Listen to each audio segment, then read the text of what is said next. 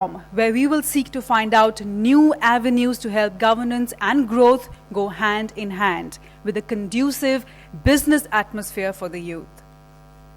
As per the recent studies, India will soon have a fifth of the world's working age population, which means it's going to be a huge responsibility for a nation of 1 billion people. Indeed, it is an area of concern in a country where today the economic growth is half of what it used to be at its peak in the mid-2000s. So, ladies and gentlemen, this conclave therefore becomes the need of the hour, where we look to bring about some change. And as Mahatma Gandhi had once said, be the change you want to see. So come, let's begin our journey of 1,000 miles with this first single step. And to help us do that, ladies and gentlemen, today we have amongst us leaders and visionaries who are here to make an endeavor to share with us some thoughts and ideas to help us march towards our dream of realizing a developed nation. Without further ado, beginning this morning's proceedings, ladies and gentlemen, and also to once again welcome all of you, please help me welcome on stage one of the members of CAG, Ms. Shubhrastra.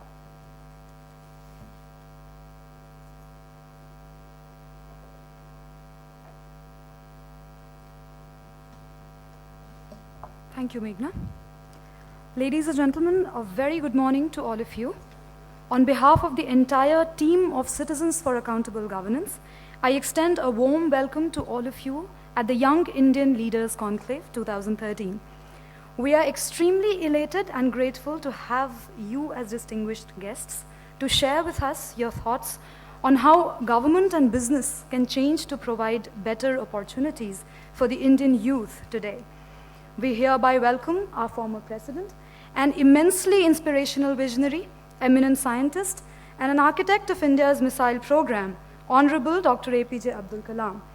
Sir, we are exceedingly delighted to have you amongst us. We are eager to engage with your conceptualization of the theme that we wish to deliberate upon today. Please accept our heartfelt greetings. Shri Narendra Modi, the Honorable Chief Minister of Gujarat, we welcome you, sir, for your keen interest in the area we chose to discuss at length today. You are known to change the face of Gujarat with your developmental agenda and your primary focus on good governance. Please accept our heartfelt greetings, sir. We also have amongst us distinguished experts and leaders, educators and social entrepreneurs from various fields to apprise us with numerous perspectives on the theme earmarked for the day. We have corporate leaders in Mr. Deepak Parekh, Mr. Siddharth Punshi, Managing Director, JP Morgan India, Mr. Arindam Bhattacharya, Managing Director of BCG India, and Mr. Vallabh Bhansali, Chairman of INAM and Trustee, Global Pagoda, to share with us their invaluable inputs. A warm welcome to you, gentlemen. We also have with us Professor Brij Kothari from IIM Ahmedabad and President of Zakat Foundation, Dr. Syed Zafar Mahmood, to interact with us with their fresh insights on the issue at hand.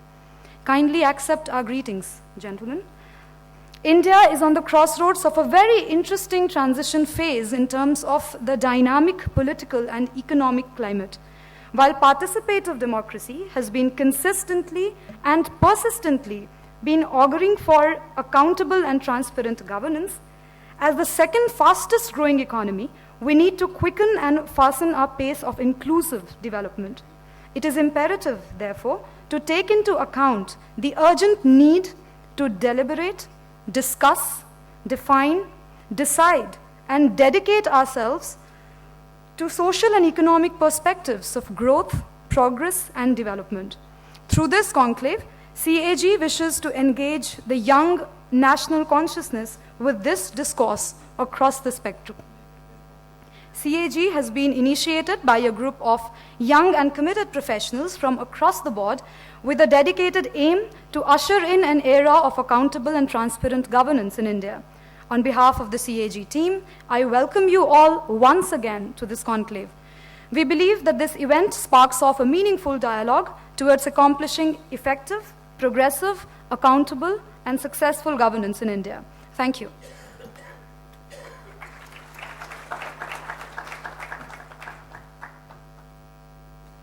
Thank you, Shubrasta, for setting that positive tone for our event today. Well, gentlemen and ladies, as we move forward, I'd like to first begin by extending a token of our appreciation to our two esteemed dignitaries seated on the stage by presenting them with a bouquet of flowers and a shawl. May I first please request Honorable Chief Minister of Gujarat, Shri Narendra Modi ji, to kindly help us in felicitating Honorable Dr. APJ Abdul Kalam.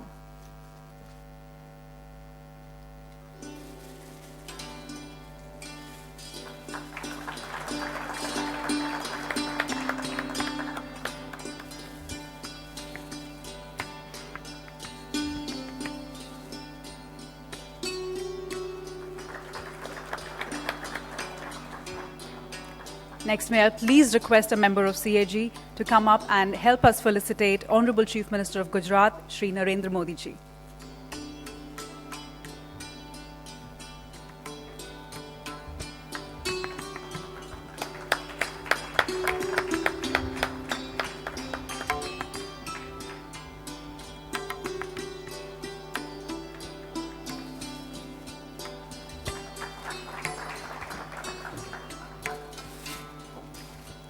Ladies and gentlemen, also please help me welcoming our esteemed speakers this morning who are seated here with us in the audience. May I request a CAG member to help me welcome Mr. Deepak Parekh.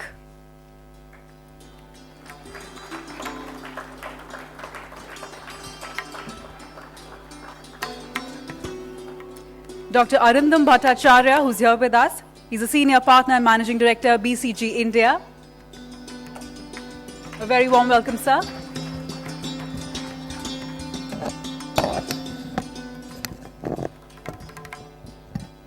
Mr. Siddharth Punshi, Managing Director, JP Morgan India.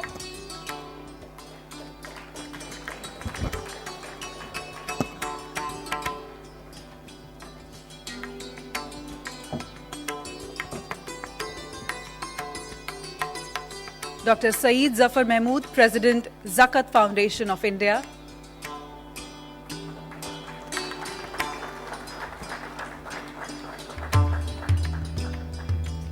Professor Brij Kothari from IIM Ahmedabad, and he's a social entrepreneur.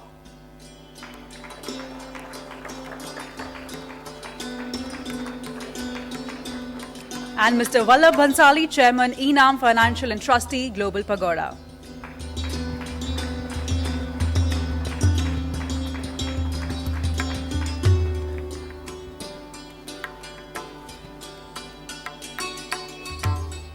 Now, to take this morning forward and to officially begin this conclave, it's my true honor to invite on dais a man who needs no introduction. He's a role model, a teacher, a mentor, and an inspiration to the entire nation. And he's here with us to share his thoughts and ideas. Please help me welcoming former President of Republic of India, fondly called as the Missile Man, Honorable Dr. APJ Abdul Kalam, to kindly come and address the gathering.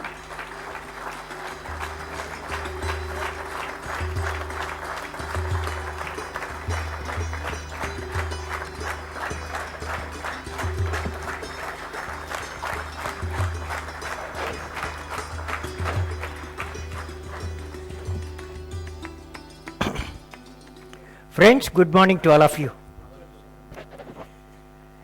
I would like to greet Honorable Shri Narendra Modi ji, Chief Minister of Gujarat, and all the dignitaries and all the members who are attending this Indian Youth Conclave. I would like to, I'm very happy to see all of you friends.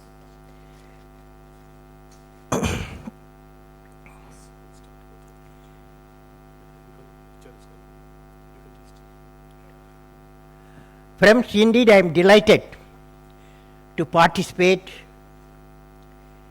First of all, I would like to tell you, I have been given a total 30 minutes talk and interaction 50 minutes. So you are going to have a nice time, 1 hour, 20 minutes. Wish you all the best, okay? Okay. Now friends, I am indeed delighted to participate in the conclave to discuss how government and business can change to provide Indian youth with the opportunities they deserve by citizens for the accountable governance. My greetings to you all. Friends, last 12 years, I have met about 16 million youth below 25 years in all parts of the country. Three incidents reflect the youth minds, since a number of people, at least you are close to youth, your mind also youth mind, I suppose. Let me share my three experience incidents with youth at different parts of the country. First, let me recall an incident in the year 2001, 12 years back, when I was teaching at Anna University as a professor at Chennai, a course on societal transformation using technology. This is the course I was giving 10 lectures. At that time, I was invited by the Presidency College of Chennai to interact with the students.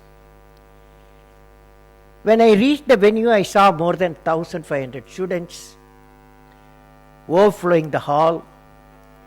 It was very tough to reach the dais. Also, I finished my lecture, Vision Elevate the Nation. Vision Elevate the Nation. I received a number of questions from the students which I answered.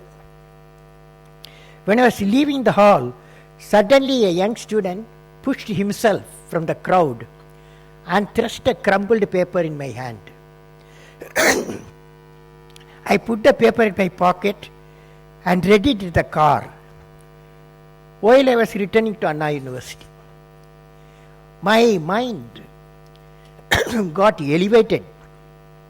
The power of the message from T. Saravanan, the student, doing MPhil in Presidency College at that time.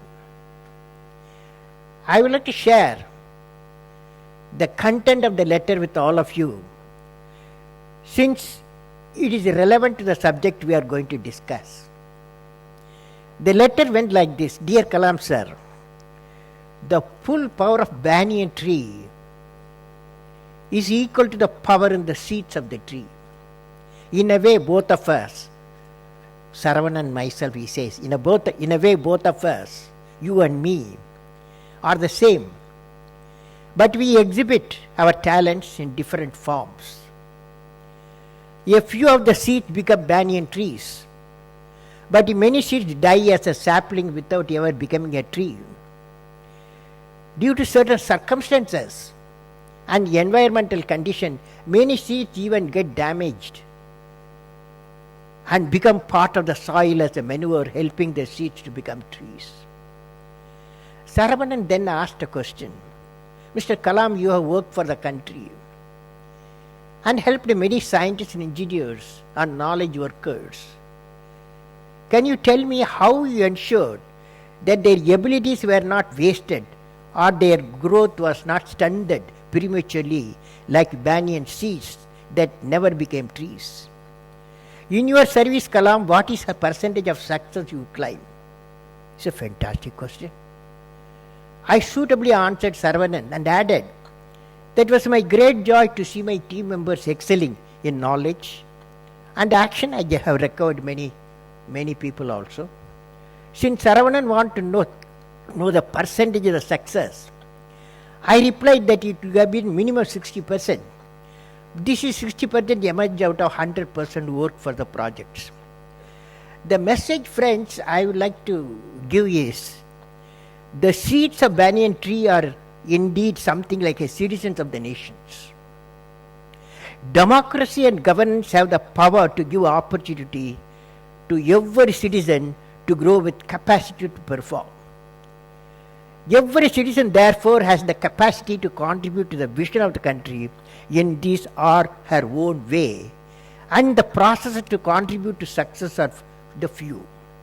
And this can grow in geometric proportion and result in success of Indian nation, which may be shared by all Indian citizens. Let every seed nurture. Nevertheless, seeds that become manure must not be treated lesser that cease to become the trees. Let me now discuss the second event.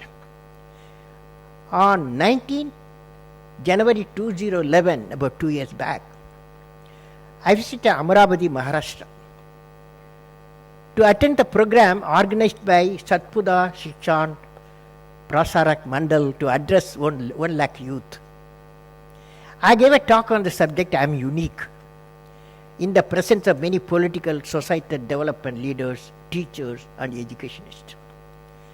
After I finished the lecture, among other questions which I answered, one interesting question came from a rural boy. He introduced himself. He is from a Harali village, studying 10th class. He asked a question, "Sir, can you please tell me, our media, my friends always say China is economically progressing well and faster compared to India. Tell me, sir, why India cannot go faster in development, and tell us what youth should do?" Fantastic question. You may have an answer for this. There was a full ovation for this boy's question. 1 lakh people gave an ovation for this boy, not to me, with the message that the crowd of 1 lakh youth needed a right answer from me. What answer I will give? Dear friends, do you have an answer for the boy's question? Of course you may have. But in Amaravati I had to answer. My friends on the dais too, they are all ministers. Dais too were looking at me for an answer. I thought I can ask one of them to answer. Reflecting for a brief moment, I asked the boy, what is his name? His name was Vineet. I said, "Vineet, you have a powerful mind and also love your nation. My answer for you is, it is true, the economic progress between China and India are reportedly quite different. After both nations, India is following democracy based on the parliamentary system elected by the people. Democracy is accompanied by its lift and drags, and we must keep flying. We must go on, keep flying.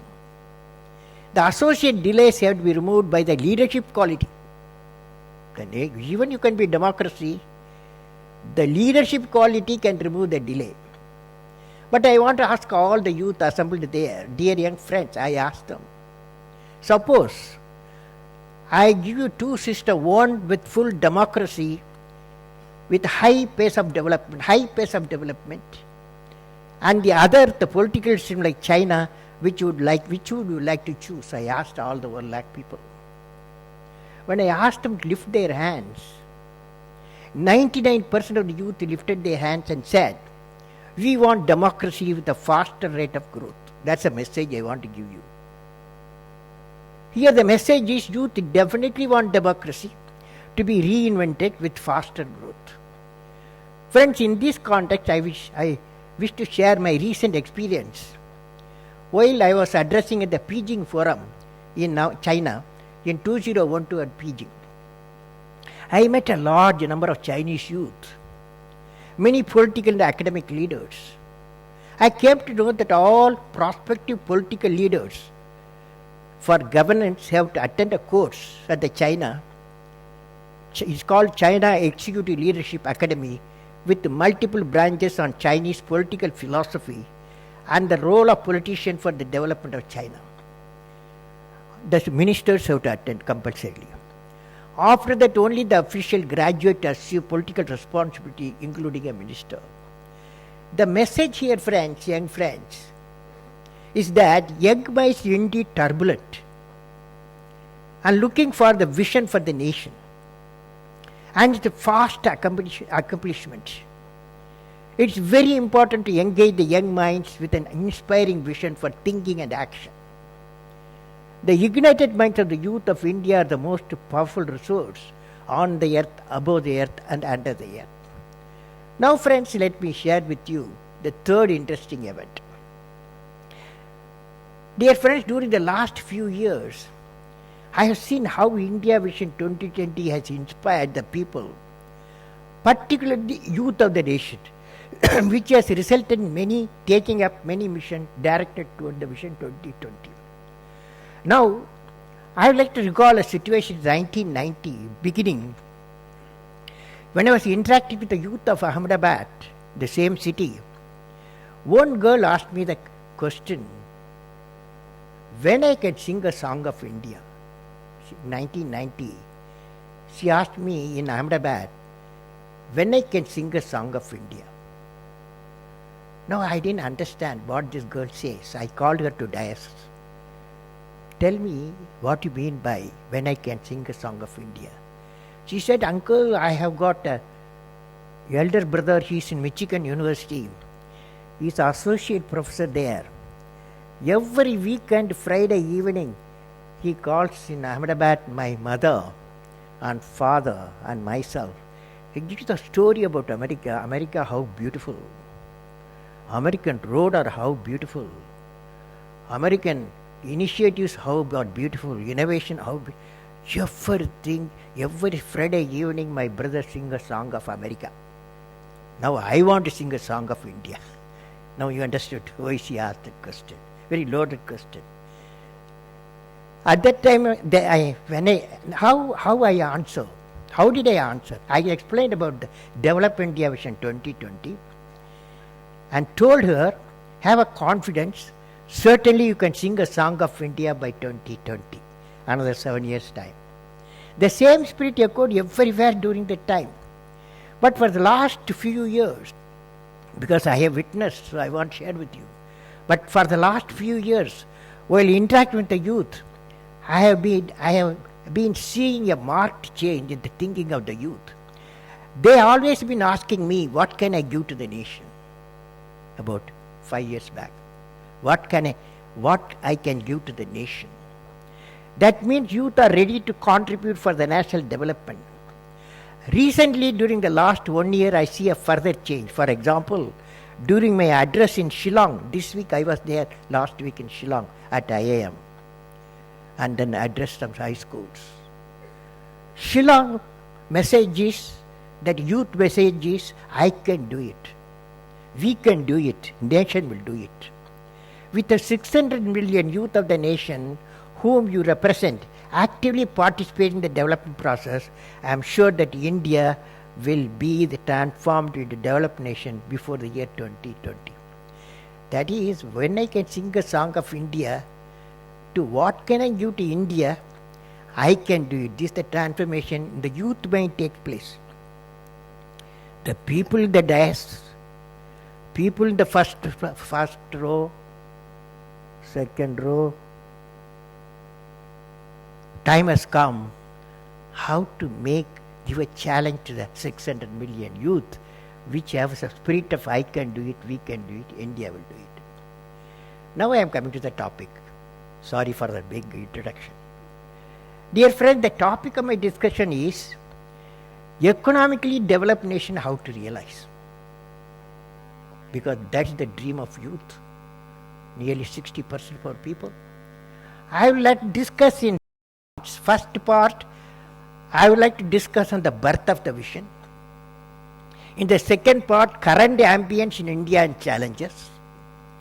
And final part will be missions to graduate the nation into an economically developed nation. This order okay? All of you okay? This is how I can going to present it, okay? Or you want any change? I can go ahead. I can go ahead, yes or no? You have not eaten breakfast today. Okay, now let us start with the birth of a vision. Now let me share with you my unique experience in mid-1990 and the formulation of India Vision 2020 strategies. I was given the task of chairing the Technology Information Forecasting and Assessment Council, TIFAC. I recollect that in the first meeting of the council itself, we took a decision that TIFAC must evolve a plan as to how India can be transformed into an economically developed nation by the year 2020. Department of Science and Technology. TIFA comes in Department of Science and Technology. When the suggestion was mooted, everybody was wondering how we can evolve such a long-term mission under then prevailing economic and social condition of the country. Almost today also we have reached that point.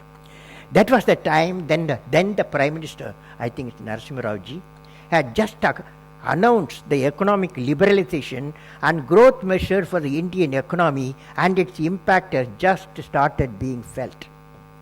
In spite of this, the council with many young members jumped into idea, and we discussed for one full day on how we can translate the thought into action.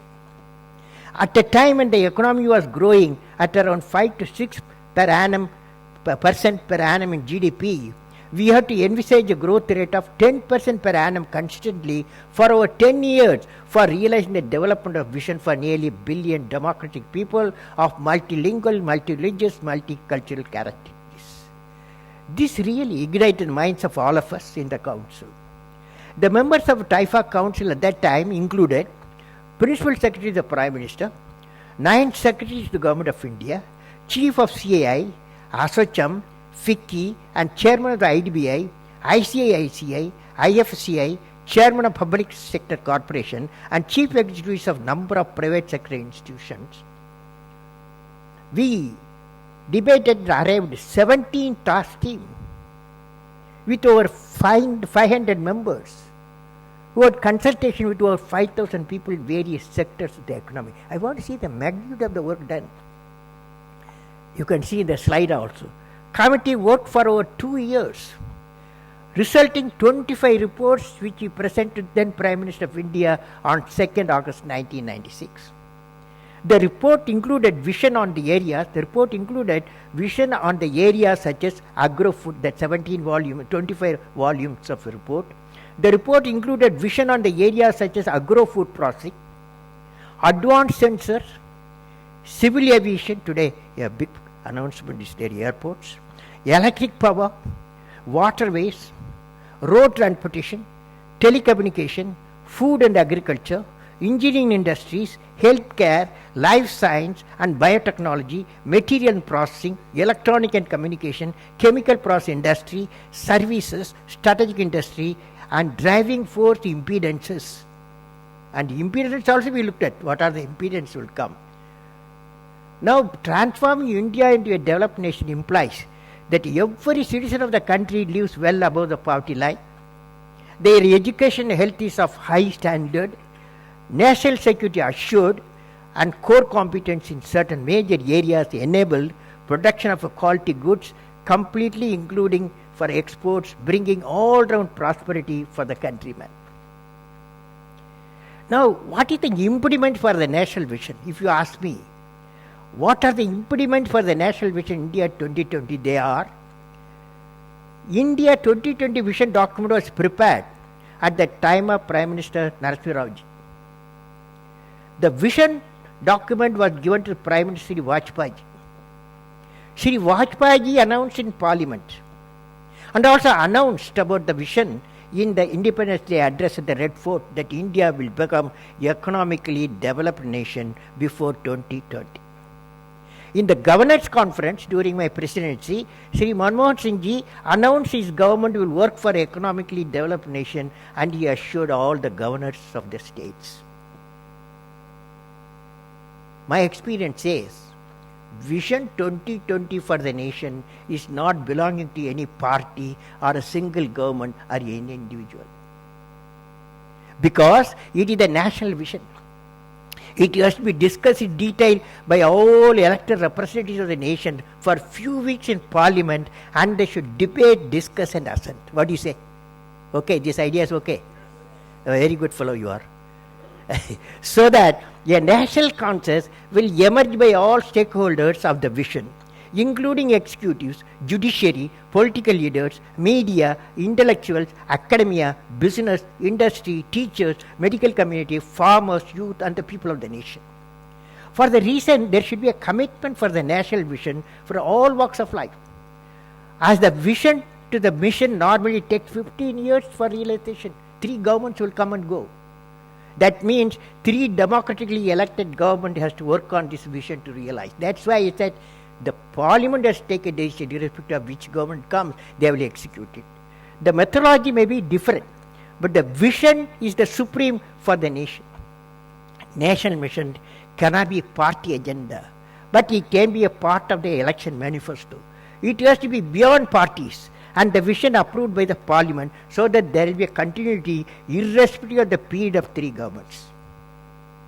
Hence, the elected leader of the nation should be a creative leader who walks into unexplored paths of pursuing the developmental politics, adapting cooperation and collaboration as the code of operational procedure, using the core competence of all the parties irrespective of party affiliations, intellectuals, able minds and creative minds for any discipline to realize the vision of economically developed nation. With this background, I have selected the topic of discussion today, economically developed nation, how to realize. Now friends, let me give visualization of India as the economically developed nation by 2020. What does it mean? Distinct profile for developed India. You can see in the slide. A nation where the rural and urban divide has been reduced to a thin line. We've got 600,000 villages. 770% of the people live there. And the remaining people live in the urban area. But that divide should be removed by technology and management and leadership. Second one, nation where there is equitable distribution and adequate access to energy and quality water. This is quite a big issue throughout the world, energy and quality water.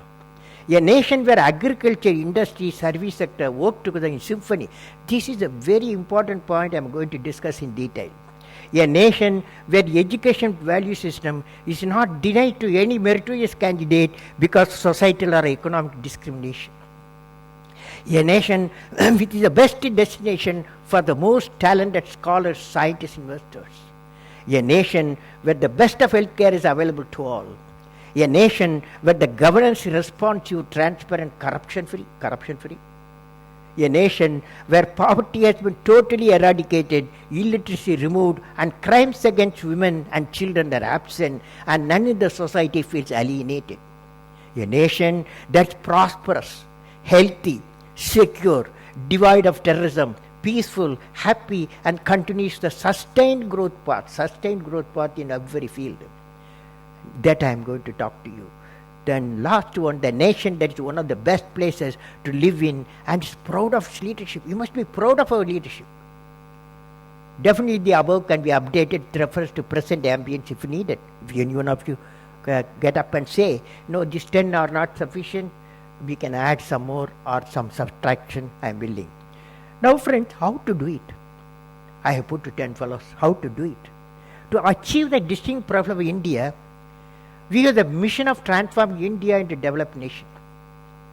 We have identified 5 areas where India is the core competence for integrated action. What are they? Agriculture, agro-food processing, education, healthcare, particularly women education, information communication technology to connect the 600,000 villages, infrastructure and development, reliable quality electric power, surface transport, infrastructure for all parts of the country, including the rural, urban, using Pura system. Infrastructure very important. Now, our Gujarat friends, they are generating the power. They have got surplus power. There are no buyers. This is another, because there is no grid. There is a starvation going on in the power in the southern grid, in the southern area, but grid connection is not there. Like roadways we have got a gridways also. So then the self-reliance critical technology. These 5 areas are closely interrelated and progressing in a coordinated way, leading to food, economic and national security, and above all earning capacity of the youth. We have evolved a methodology of employment generation. Now I am coming to the second part. Okay? Second part, okay? Let me go through. Okay, if you say no, I will stop. Now, current ambience in India is not good. But doesn't matter, that's how a nation goes through the problem, okay? Without problem, my professor used to say, Professor Satish Dhawan used to say, if you do a big work in the country, he gave a project, big project, he asked me to do it. I was hesitating, then he gave advice. If you do a big project in the country, you will have problems also, big problems. But problem should not become your captain. You should become the captain of the problem, defeat the problem and succeed. That's what all the young fellows who are assembled here, remember, we should not become the captain of we should not allow the problem to be our captain. We should be the captain of the problem, defeat the problem and succeed. Now, current ambience in India and challenges. Let me now discuss the current ambience in India. Indian economy was growing happily at an average of 9% per annum till the year 2008. In 2009 and 10, India got affected due to global economic turbulence. But nevertheless, it grew out 7% in the year of global recession. Even with the two economic zones of US and Eurozone still looking bleak, India still grew 6.9% in the last quarter 2011. Now in 2013, the GDP growth has touched the level of 5.5%, almost 1991 level. I was asking myself, what type of innovation is needed to enhance the nation economy and other world economies in the present circumstances? I had discussion in this subject with many experts, including those of my friends in IIMs. It came to light that the Indian economy will be less affected, of course some economic experts are there, will be less affected and can withstand the crisis due to the world financial crisis that is due to. This is our core competence, what I am going to talk to you. We have to utilize beat the problem. First is the liberalization process in India has its checks and balances consistent with the unique social requirement of the country. Second, the Indian banking system has always been conservative, even though we criticize, sometimes it helps also, which has prevented the crisis similar to crisis in USA and Europe. Third one, Indian psyche is generally saving oriented and living within the means as a part of the mindset. Now, another important thing is the 400 million strong middle class structure, indeed with its purchasing powers providing the stability in the economic structure of the nation. It can provide. It's a unique economic environment of India. With all this fundamental economic foundation of the nation, India is able to withstand certain extent. But still we are vulnerable to the vagaries of global economic turbulence because of excessive imports, reduced export leading to trade deficit, increased current account deficit which leads to inflation, and ultimately rupee had depreciated to the level of 60, now slightly improvement today. If US bank fails, Indian economy is affected. If EU faces economic crisis, we see the effect of the Indian economy. Why are all this happening even though India has a good foundation? Because we have an economic system which is vulnerable to the fluctuation of the world, and our economic growth is not sustainable as witnessed from the 5% GDP growth in 1990s to 9% around 4 years till 2009. Finally, we landed 5.5% 1990 status today.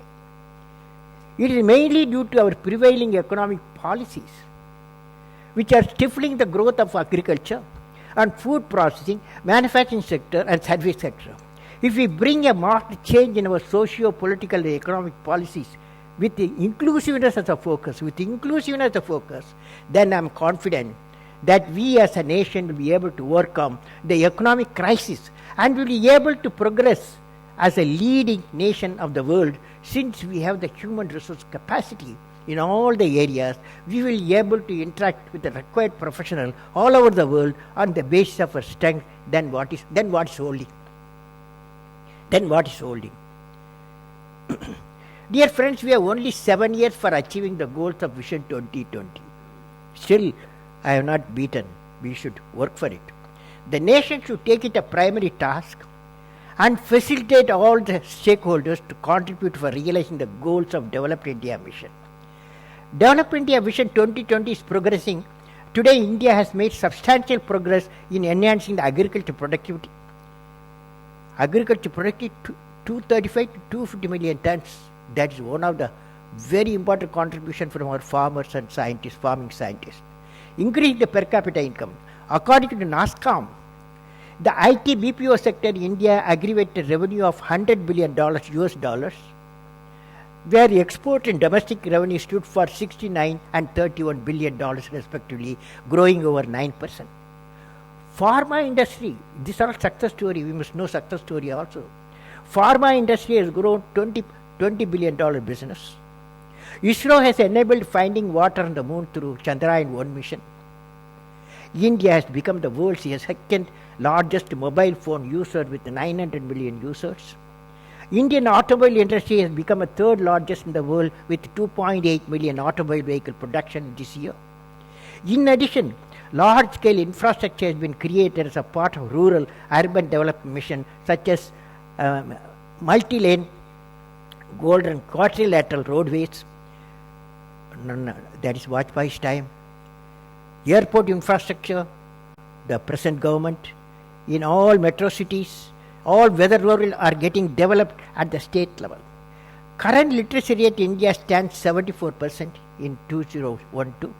India's healthcare sector is projected to grow nearly $40 billion, and the quality healthcare infrastructure will reach the rest of the state to 2015. We are aspiring to provide clean, green energy, safe drinking water to all the citizens of the nation. With this indicative growth, we have to assess where we in terms of what we aspire 1990s and where is the gap. It is time for the nation and its leaders to take up a review mission to assess the gap and suggest methods by which we can accelerate the progress so that by 2020 India can become a developed country with zero poverty, 100% literacy, quality healthcare for all, value system embedded quality education for all, value system embedded quality education for all, and value-added employment for every citizen consistent with this education and process skills. If we channelize our integrated effort toward this development process of India before 2020, then the economic development of the nation is certain. Now I have finished 2 parts of my lecture. So I am taking, with your permission, third part. What is the third part? Mission to graduate the nation into economically developed nation. How to graduate the nation into economically developed nation. Economically developed nation's mission, based on my interaction with various intellectuals, experts, researchers from universities in India and abroad, and student faculty from IIMs, Indore, Bangalore, Shillong, spending 500 man-months of research study, including the recent one from IIM Shillong in 23-24 last 3 days, 23rd to 25th June 2013, and the interaction with 16 million students and youth of the nation. Let me propose the following action points for the realizing the economically developed nation. Number 1, sustainable rural development. Sustainable rural development. Pura, based on Indian experience, from both private institutional effort and government effort, Pura has become a proven model for sustainable system for rural development. Hence, for bringing all-round sustainable development, India needs to launch integrated national Pura mission to create 7,000 Pura clusters across the nation, which will empower Indians and bring sustainable development in rural and urban areas. Here it can be seen for rural development, every year we are spending all the ministry more than 100,000 crores. Part of this fund can be directed towards realizing 7,000 Pura clusters. Second one, energy independent, clean green environment and water management. All the three linked. Energy is essential for the parliament to announce the energy independent mission by 2030. Power generation through renewable energy has to be increased from 5% to 28%. Depends on fossil fuel as a primary energy source to be brought down by 50% from 75%. Mandating the use of ethanol from 10% to 20%. And associate public policy for ethanol development by sugarcane industry and farmers and also from other inputs. need a biofuel policy for generating 60 million tons of biofuel, use of alternate sources such as emulsification, bioalgae and hydrogen fuel. Environment. Enacting the inclusive environment and enrichment policy, I am saying enacting the inclusive environment enrichment policy instead of extractive environment protection policy prevailing. I hope you see the difference. Increase the forest cover from 20% to 40% by 2020. Enrich the environment through mandatory zero liquid discharge and zero effluent discharge system policy for industry causing pollution. Encourage the power generation from biomass, power from municipal waste at the city corporation and village municipalities. Create 200,000 carbon neutral villages panchayat before 2020. The next one, very important, waterways. Implementation of smart waterways grid across India. The following characteristics to harness 1500 BCM every year, 1500 BCM of flood water, 15,000 kilometer coverage at 250 MSL across the nation. A zero slope connects the rivers and catchment area single plane. It will receive 1500 BCM flood water, acts as a water grid so that water can be released at any deficient place and recharged during the flood. It will be act as a national reservoir for 15,000 kilometers. It provides drinking water, 600 million people, irrigation to 150 million acres of land, 60,000 megawatt power generation. Due to the groundwater recharge, it will save 4,000 megawatt power. All India navigation for waterways, transportation with 10% of fuel compared to the road transportation, oil import reduction to the tune of 1.5 lakh crore per year. Each state can implement this mission with an outlay approximately around 50,000 crores. From the annual budgetary support, central government assistance, public-private consortium, and with the support of World Bank in a BOOT. BOOT means build, operate, own and transfer method based on the PPP model, and this can be realized within 2020. Apart from the integrated water resource management mission to revive the water bodies, tanks and build farm ponds and check dams across India to increase the irrigation infrastructure. Now next one is agriculture, manufacturing, service sector. Launching of second green revolution mission as an integrated agriculture, industry and service sector with a coordinated mission management approach with an aim to achieve 10% growth rate in agriculture before 2020, produce minimum 340 million tons of food from the present 250 million tons of food in a reduced water, reduced land and reduced human power environment. Technologies such as SRI, SSI, precision farming and system-oriented approach and technologically advanced pre- and post-harvesting equipment implement usage will more than double the agriculture productivity, ensure 30% contribution to GDP by 2020 from the present level of 15%. Introduce innovative community cooperative farming model for identified crop in the selected region by the government based on the characterization of the soil condition by ensuring the quality input material available at right time in the right period of cultivation.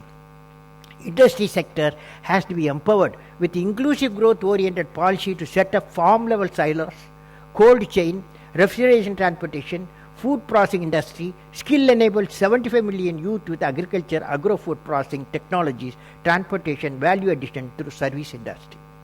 Now another important area, manufacturing. Manufacturing industry has to be empowered to achieve 25% GDP contribution by 2020 from 60% as on 2012. Lower now. Proactive national manufacturing policy is the need of the hour. Some of the challenges are consensus on the development issues by all stakeholders, entrepreneurship development mission including banking and venture capital support. SME and SIS failures are due to the suitable policy to save and promote technology upgradation. It is essential to restructure the viable industries with technology, business process and human resource. Proactive public policy is essential. Next is the global skill development for 150 million youth to take up value-added employment in manufacturing and service sector. Inclusive policy of state for the art, technology, machines, and standard adaptation to the industry essential, ensuring the availability of the energy. The next area is education and healthcare. School education, lot of reform you have to do. We need creative education, with creative classroom, creative teacher, creative syllabus. Quality input generate quality output. Primary foundation for such action is the quality teacher at the school level from the primary higher secondary level. Creation of a revamped national quality teacher education. Similarly, in the higher education, system has to focus on the research and development at the university level. Affiliated colleges can focus on the quality higher education teaching mission instead of monitoring and controlled by the agencies such as UGC and the AICTE. Allow the higher education institute to compete by setting their quality educational standards on par with world-class top institutions. Then research and development for higher education. Removing the red tapeism, favoritism in the higher education and research administration management. Empower the potential universities for research, both government funded and private funded, and improve the research infrastructure, establishing a national research innovation laboratory with an access to all the educational institutions at the state level and central level. Next. Finally, friends, healthcare services institution. More medical colleges may be allowed to start, provided if they adapt government hospital like district hospital and invest in the infrastructure, health services by interns, and also adapt at least 100 village PHCs in the neighborhood. Instead of starting the medical hospital, adapt and improve the district hospitals.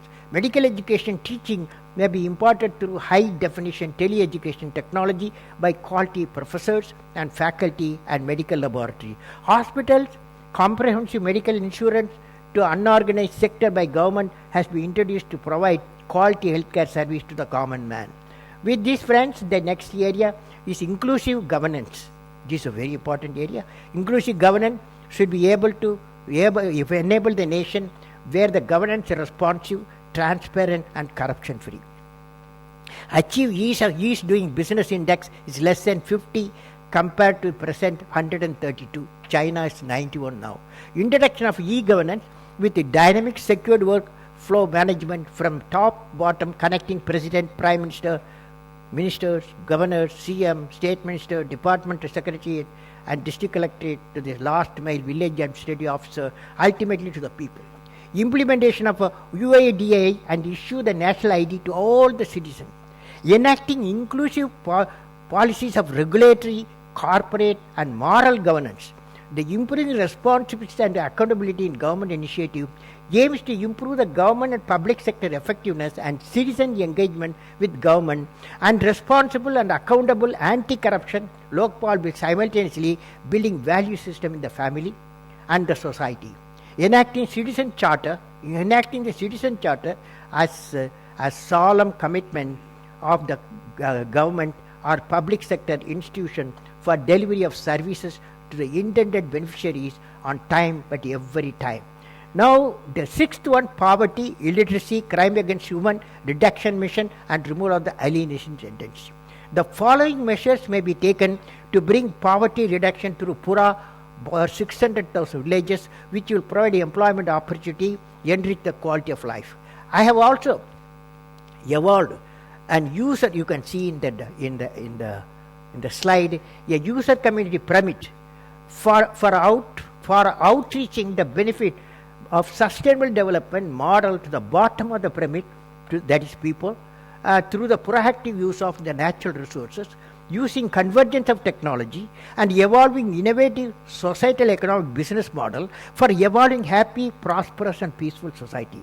We also have developed a radar called Societal Development Radar, which not only gives the short-term, mid-term, and long-term target, and also monitors the progress of attributes like across access to food and nutrition by the people, access to water by people, both potable and irrigation, access to healthcare by people, access to income generation capacity, access to education and capacity building, access to equality power and communication, state of societal conflicts, and access to financial services. This will lead to intended benefit to to reach the bottom of the pyramid.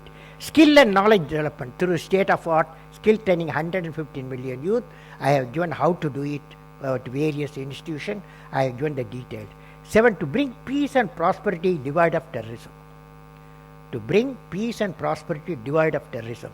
For containing the terrorism and other forms of insurgency in India, we need to evolve the national campaign to eradicate terrorism mission. I have presented at various forums. One is creation of a unified intelligence agency.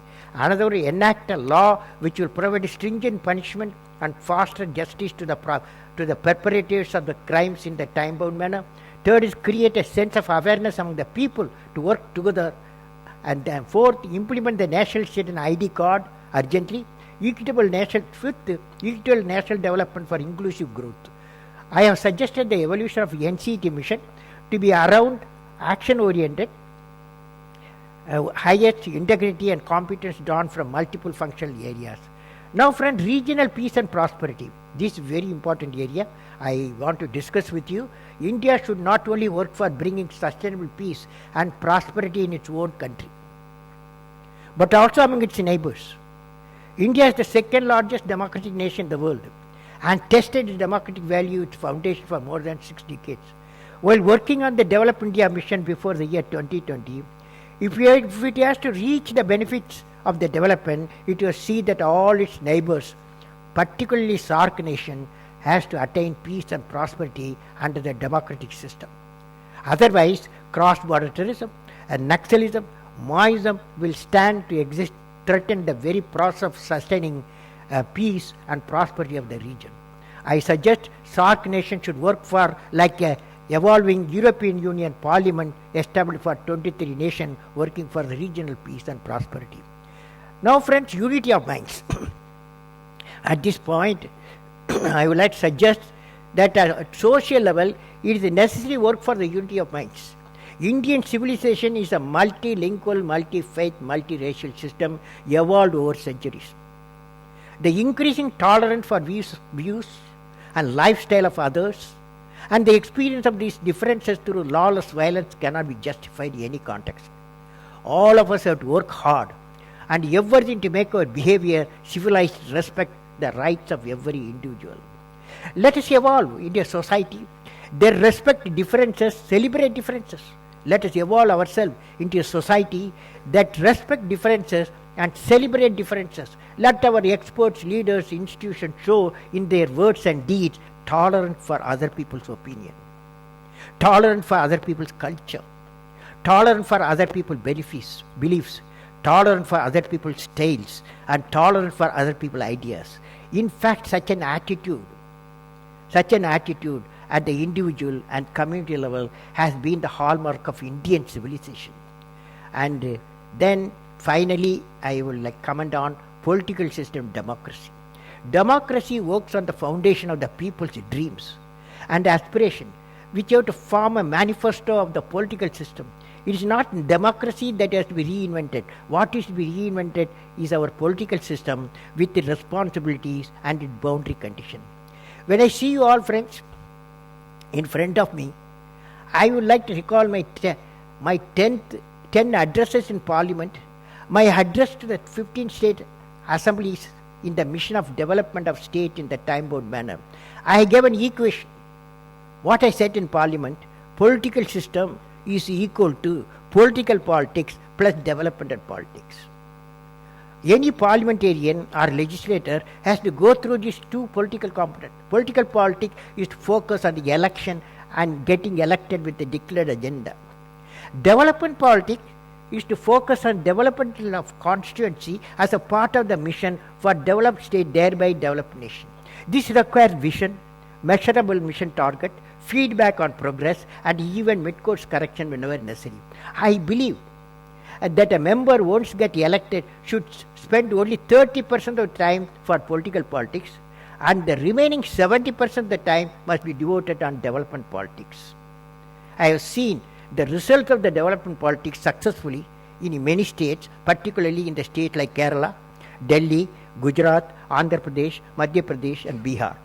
So the message is democracy with the developmental politics, That is, the economic development agenda is indeed has to spring in the midst of a parliamentary democracy. Nation is bigger than the political system. The 640 million youth of nation are the most powerful resource on our planet.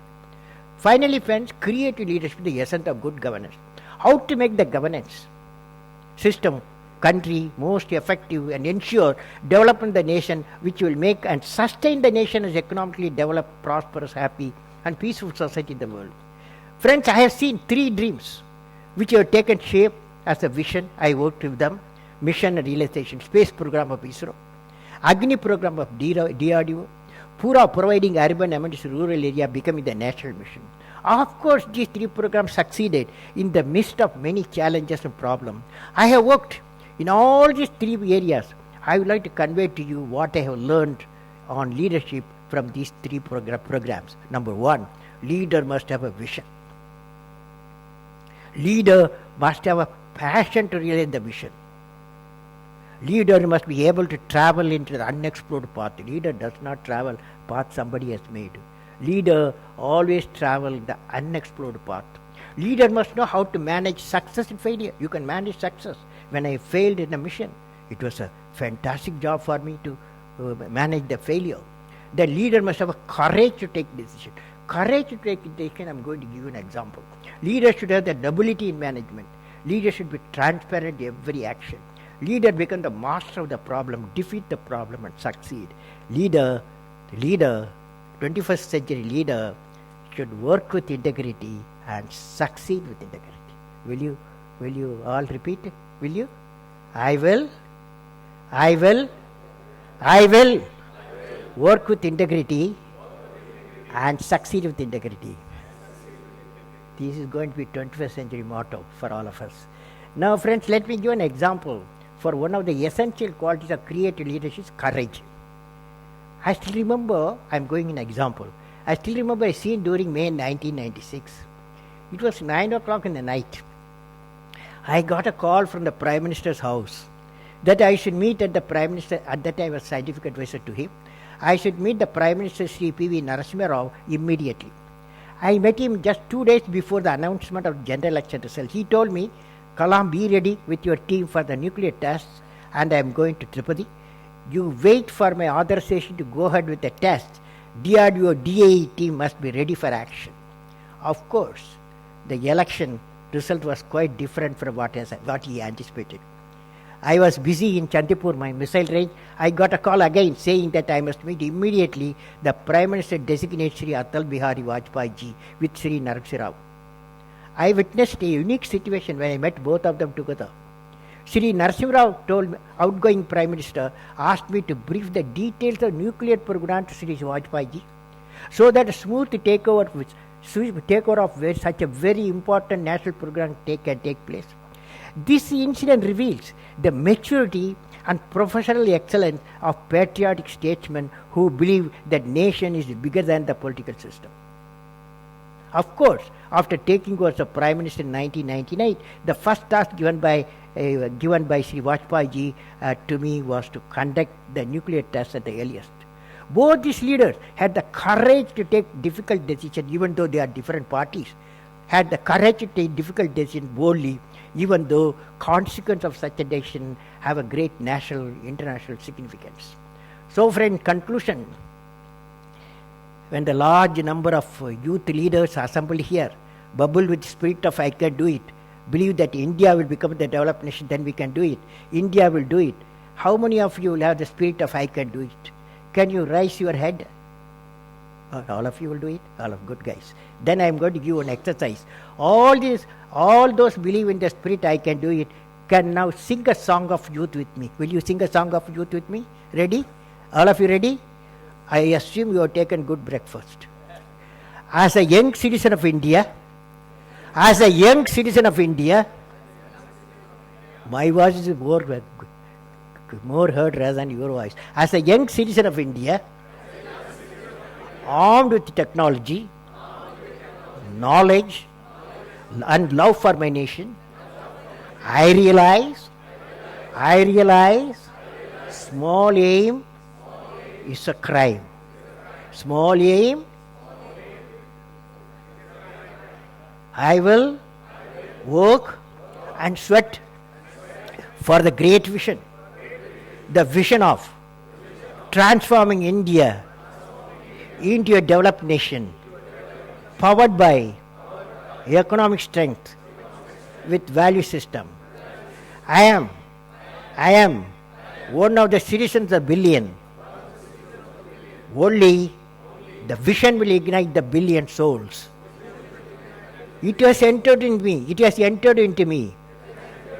The ignited soul, compared to any resource, is the most powerful resource on the earth, above the earth, and under the earth.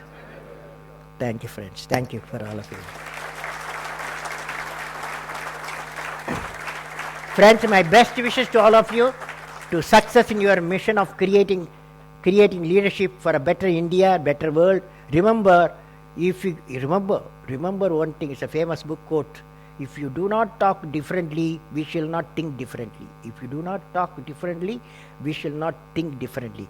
My greeting and congratulations to the conclave assembled here to discuss how government and business can change to provide Indian youth with the opportunities they deserve by citizens for accountable governance. Ahmedabad. May God bless you all, friends. Thank you.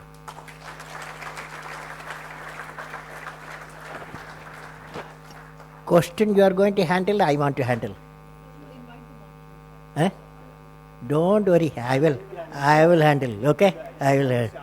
No, anybody can ask. No reservation. No reservation. Anybody, anywhere, lost, broken. Yes, madam. Yes, madam. No, whatever way they want. Let them have free. Okay. This lady want to ask a question.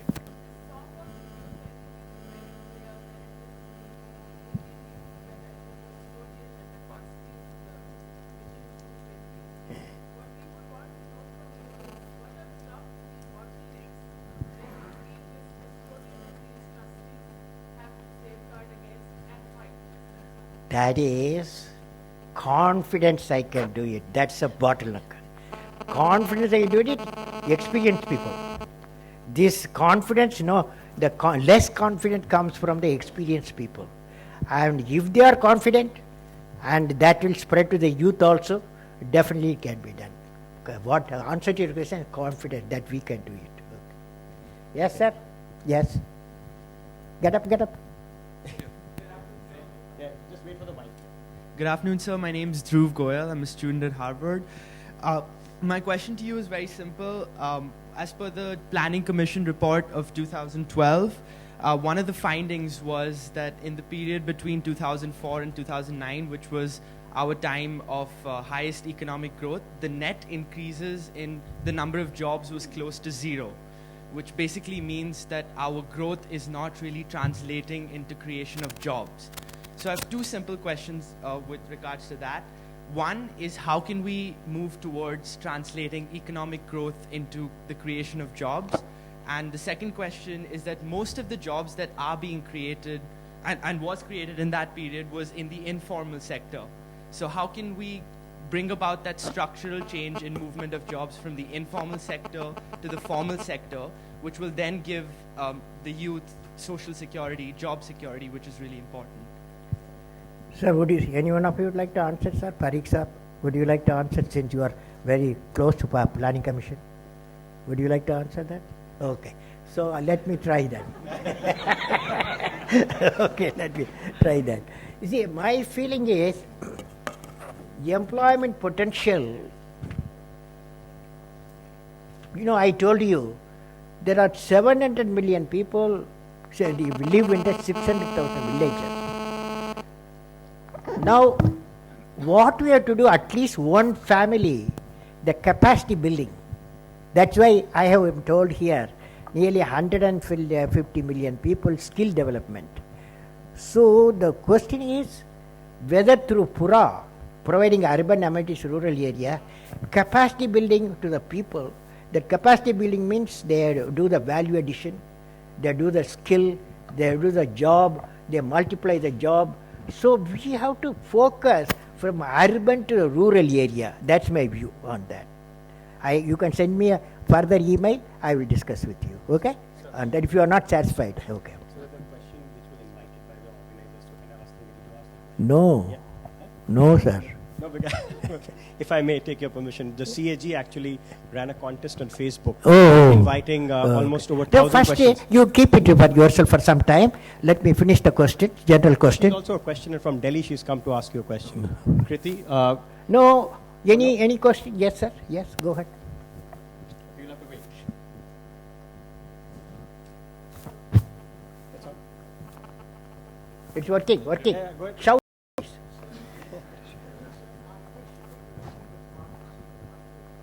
Right? Democracy with? Yeah, high growth rate. I've been pondering over a question and need your help to think about it further. Would it be better, say, as as a citizen, to have the right to die hungry, or as a father, to be able to feed my kids by keeping my mouth shut and staying in China rather than in India? Haven't found an answer. I've been thinking What about it is for long. your thoughts, sir? Because you are having beautiful ideas. What I'm saying is, if I had a choice Yeah. to live in a democracy and die hungry, that's one choice. And the second is to be able to feed my kids, but live in China and keep my mouth shut. What would be a better choice, sir? Well, I talked today for nearly 1 hour, sir, 45 minutes. I talked to you. The only point I was conveying, how to remove 350 million people who are below poverty line. If the poverty line, if you remove the poverty, what is the business of the government? What the business of our job? One of the major tasks for the national vision is to remove the poverty. If you remove the poverty, the person can speak, you need not shut his mouth. That's a feeling, sir. Yes, sir. Yes, sir. Good morning, sir. Yes. Where are you? You have to get up. Yeah. Oh, there. Yeah, yes. So right on this. I'm Zaheda, sir. I just wanted to know that the skilled and the qualified teachers are two different parameters in the education world today. The graduate teachers have the deficit of skills in them, which have been graduating from the education constitution or the education department of the country. Can you help me out with this, my thoughts, sir? Are you a teacher? Sir, I'm a principal of a school. Oh, principal, very good. I'm a teacher. Yes, sir. So, see, madam, I want to tell you that if you ask me, forget about graduate or non-graduate, as long as she cannot be a teacher unless certain qualification is there. I suppose the qualification is there. But one of the greatest quality for the teacher is, in a classroom of 50, there will be always 10 bright students. There will be always 30 average students. There will be always 10 below average students. A great teacher elevates the below average students, elevates the average students. Then I will consider I am a great teacher. You follow? Okay. Yeah, now your question, sir. Not my questions, I have to ask. Anyway, it's coming through you. Kriti, go ahead. She was chosen after a Facebook contest and which invited Yeah, 1,000 yeah. questions. Go ahead. Good afternoon, sir. It's an honor to be speaking to you. My name is Kriti Saxena and I'm from New Delhi. I'm an engineering student and I wanted to know, in today's date, everybody is clamoring about how we need to change this and that about our country. What my question to you is, what is one thing about India that as a nation it should not change to fuel its development? What is the one thing? That India should not change in order to fuel Should not do. Should not change. Should not change. Yes, sir. See, I have a feeling, I don't know whether you'll agree, you have come from a city like Delhi, isn't it? You are a Delhi girl. You see, I am a promoter of the joint family system. Okay, India has got 30% of the family, 30% of joint family. This should not vanish. We should cling to it. Because a joint family and a nuclear family, there's a lot of difference. nuclear family, a problem is it's a big tragedy. Whereas in a joint family, a problem is it can be simplified by the many elderly experience. Do you agree with me? Do you no, I am asking this Delhi lady. Do you agree with me? Yes, sir. Okay, very Thank good. you. Thank you. Okay. Could we go that side? Madhu? Good morning, sir. Madhu, where are you? Madhu Yeah, is I'm right here there. at So the Madhu, end will you of stand? Yeah, there she is. Can you see me? Eh? Can we have the lady ask the question first? Okay, please? okay. First. 1 second, sir. Ladies first, no problem. You want to wait? Oh. That's okay. Madhu, go ahead. You ask the question. Go ahead. See, I am accustomed to anybody can ask question. Now you are directing, it's your problem. Okay, it's your problem. Okay. Madhu. Sir, your vision is all about what needs to be done. It's in the future tense. It seems to me, as someone who has been studying Gujarat for the last several months, that You are from which part of the Gujarat, madam? I'm from Delhi. You are a Delhi lady. Yes. Yes. But okay. What's the question? My question is, having looked fairly closely at Gujarat last several months, it seems to me all that you're saying should be done is already being done and much more, including democracy with high growth rate. It's already a reality. Therefore, this gentleman who says, I'd rather be in China and not have my children starve, I think people in Gujarat are already celebrating the fact that they have both democracy and high growth rate. My question to you is, on a scale of 10, how would you rate Gujarat's experiment in implementing some of what you're saying and much more? How would you rate its progress? How to rate a particular state? Yeah, I'm sure you followed all but, that this Gujarat is a is doing political in question. agriculture and sorry? No, it's economic, political and invest. Okay, but I can give you an If answer. India today can do it, No, I'm sure you can do it give you an better, answer, sir. madam. I can give you. It's like this. I have defined politics equal to political politics plus developmental politics. Now I want political politics 30% by parliament members, legislative members, 70% development politics.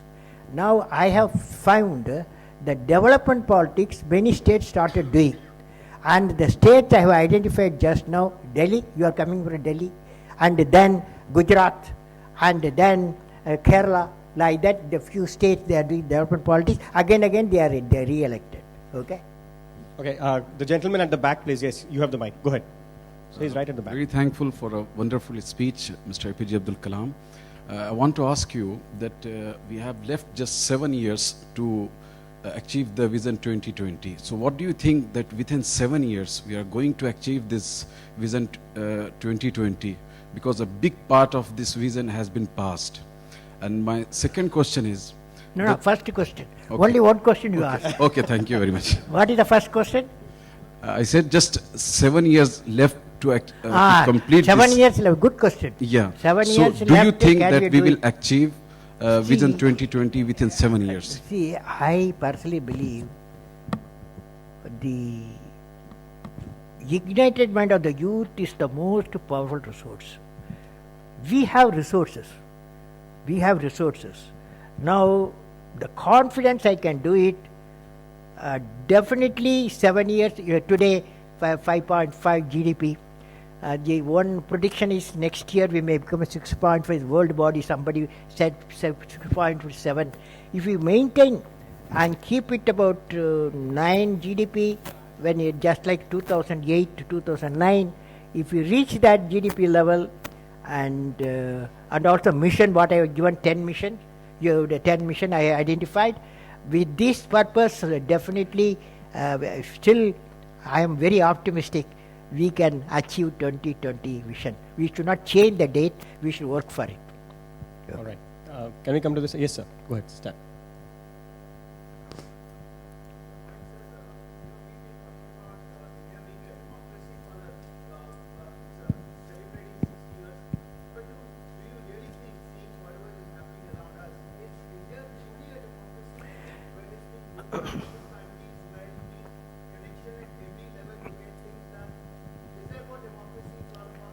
Well, democracy, according to me, sir, please stand. Okay. Democracy, every 5 years you get an election. Except there are exceptions are there. But there are nation, no elections, sir. There are no election. And dictatorship comes in. So many things happening. And we have lost 60 plus years. We had very clean people, democracy, people elect. Now, the problem you are having, you are not electing the correct fellow. You have got a vote. You got a vote. You have to use that vote and select the correct person. But after 18 years, we have got the right is there to elect. So you select the correct person. So you have got a fantastic tool of electing the right fellow. All right. You're the one with the mic. Go ahead. Yeah. So I'm Waheedur Rahman from Jammu. He's your guy. Nobody's my guy, sir. And I'm nobody's guy either. Go ahead. Yeah. Okay. So I'm Waheedur Rahman from Jammu and Kashmir state, and my question is that India is a huge diverse country from Kashmir to Kanyakumari. It's a diverse culture. The only culture that integrates the whole country is agriculture. Can we afford to have a strong agricultural policy which integrates the whole country? And secondly, can we have a strong agricultural vision that not only integrates this country but also helps us to take out the huge 60% of youth blue? And tomorrow our young people are ready to, a lot of people want to work in corporates, but nobody wants to be a farmer tomorrow, and which will help in sustainable economy. Sir, I want to tell you, nowhere in the world, 600 billion people out of billion people work in agriculture. Nowhere in the world. I want to tell you that. So we are overpopulated, the personalities. So, but you are right, one point. By 2020, from 170 million hectares, which we for cultivable land will reduce to 100 million hectares. Water will reduce. And then our farmers naturally will be 60%, it will become 25-30%. With that situation, we need double the food. Food production should be doubled because purchasing power will increase. In such a situation, only technology. And there is a policy, agriculture policy alone will not sufficient. Agriculture, water and manufacturing. Because number of tools have been manufactured uniquely for agriculture. There should be a joint policy statement, agriculture, manufacturing and water. Yes. What are you doing? I'm a student, sir. Student, huh? Yes, sir. Where you are studying? I'm doing CA. I'm from Andhra Pradesh. Chartered account? Yes. Oh, you can make money.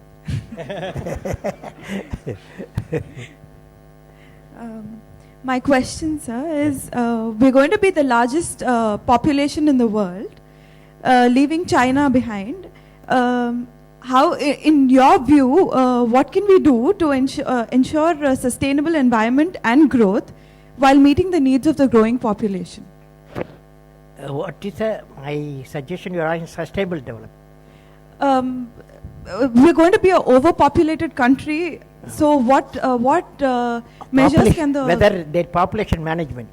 Yes, sir, population management as well as sustainable environment and growth. Yeah, very good question. I have seen two states. One is Mizoram, northeastern states. Another is Kerala and some southern states. Whenever women education, 10th class, 10 plus 1, 10 plus 2, then family size automatically controlled. This is a unique thing. So that's why the 100% literacy very, very important for India to see that manageable population. For a billion population, we cannot go on exploding, and then our development will not spread. So it's women education is the highest priority according to me. Yes. So I control or you control? You control. Okay. Yeah. Good afternoon, sir. Sir, in a wonderful anecdote that you mentioned about a girl who asked you that, when can I sing the song of India? What my question is it important for us to wait for others to sing the song of India? I mean that we have a practice of getting into competition and comparing us with other nations, and we wait for others to acknowledge our progress. Does the spirit of comparison and competition help us to grow as leaders, or shall we be self-evaluative and self-sufficient in our growth? No, you take the spirit of it. Right. It's happened in a family. When can I sing a song of India? Right. A family is in Ahmedabad, Gujarat, yes, and her brother is in Michigan University, and they are conversing. One is celebrating the America, another is asking when I can celebrate my India. Nothing wrong in it. It's a good spirit. Good spirit, unless you have similar spirit. You have a similar question, you ask. No, okay. Yeah. Sir, you mentioned that we may have been electing the wrong leaders to lead us. Okay. You mentioned in an answer to a previous question that we may be electing the wrong people, or we have been electing the wrong people to lead us. No, I said you are putting your words on my mouth. I am saying you elect right people, you have opportunity. Sir, can you give us some guidelines on what are the characteristics we should be looking for in the right leader to lead us going forward? Oh, that I can give you. That you look for a leader who can say, what can I give? What can I give? What's the opposite of what can I give? What can I take? What can I take? What can I take? That's our problem, India's problem now. So we need leaders who have got mind to say, what can I give? Okay? Such type of leaders you have to elect. Okay, sir? Thank you. Okay. Yes, sir. Last row guy. No, your voice very clear.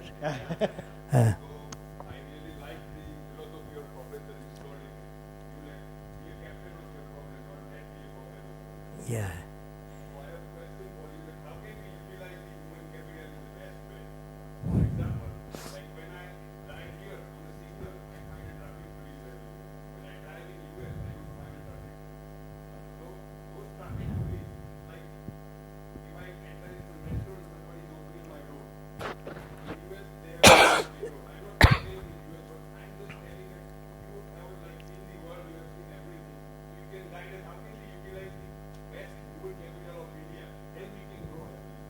I see your points that many tasks we need somebody's assistance.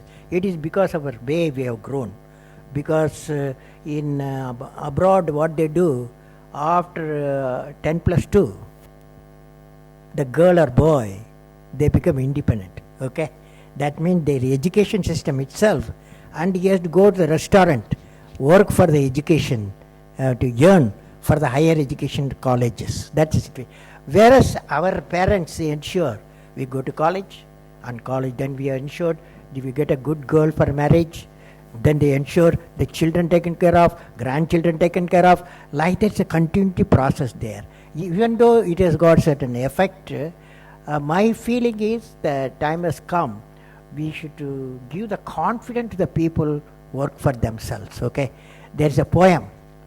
Would you like to hear the poem? Would you like to hear the poem?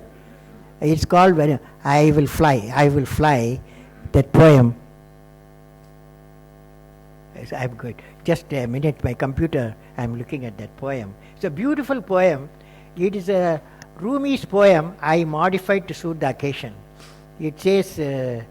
It says that wings to fly. Wings to fly. If you don't mind, some spirited people can repeat with me, okay? It's not compulsory. Wings to fly. I am born with potential. I am born with goodness and trust. I am born with ideas and dreams. I am born with greatness. I am born with wings. I am not meant for crawling because I have wings. I will fly I will fly, I will fly. We have to give the wings to our people. Wings to fly. That's our job. Okay, sir? Yes. You are all lifting your hand, always get up. Hi, I'm Dr. Soumitra Rawat. I've come from Delhi, so I'm a Delhi boy. I'm also a Delhi fellow. Okay. So I want to, it's been my pleasure hearing you second time. You came to my college, Maulana Azad Medical College, in December, where they were 25th passing out alumni. And I am the 25th alumni of Maulana Azad. And second thing which I want to, thank is, I was in UK for 17 years and I returned back just 7 months ago. And I'm working as a chairman in GI surgery and liver transplant in Gangaram. And I must say that, the joy of welcome back into the joint family. I'm living with my parents now. Oh, you're a good fellow. Yeah. and I like you. And believe me, it's such an immense pleasure. But the only thing which I am really concerned about is, you have rightly said, is our country. What we need is, the one who is running the country should be a man of integrity, governance, and a leader with the spine. You summarized my talk, sir. Absolutely, absolutely. Okay. That is what we need in every field, in every institution, in every city, every state, and in the country. My one question to you is, how to make the political system better so that all the people, all the masses, they elect one leader and the leader doesn't come from the side. Like, you have a hung parliament and somebody comes in, from the side, which majority of people doesn't want to elect. Can we have something like... What's your name? Soumitra Rawat. See, in parliament, once upon a time I was a president. Sure. Then in parliament, one day I gave a speech. Speech was, time has come. Indian democracy should not have multi-parties. We must have two-party system. My goodness, when I said that, what type of criticism? For 10 days media was busy. 10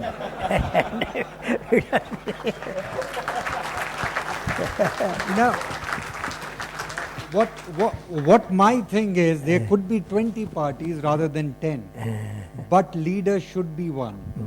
There could be... No, let compromise take place, sir. Actually, finally, you see, just like in UK, England, similar system was existing 1600 before the revolution. 1600 to 1700, multi-part system was existing. Finally, they converged, America converged, after all, America is a 300-year-old democracy. They converged of some time, two-party system. I think once two-party system, then automatically the type of democracy, what type of democracy it will become, that also will come in. Thank you. You got, I have got, sir, something. I have to catch my flight also. No, sorry, there's still, we have some time. We have got time, okay. So, yes, sir, yes, sir. Yeah. We can.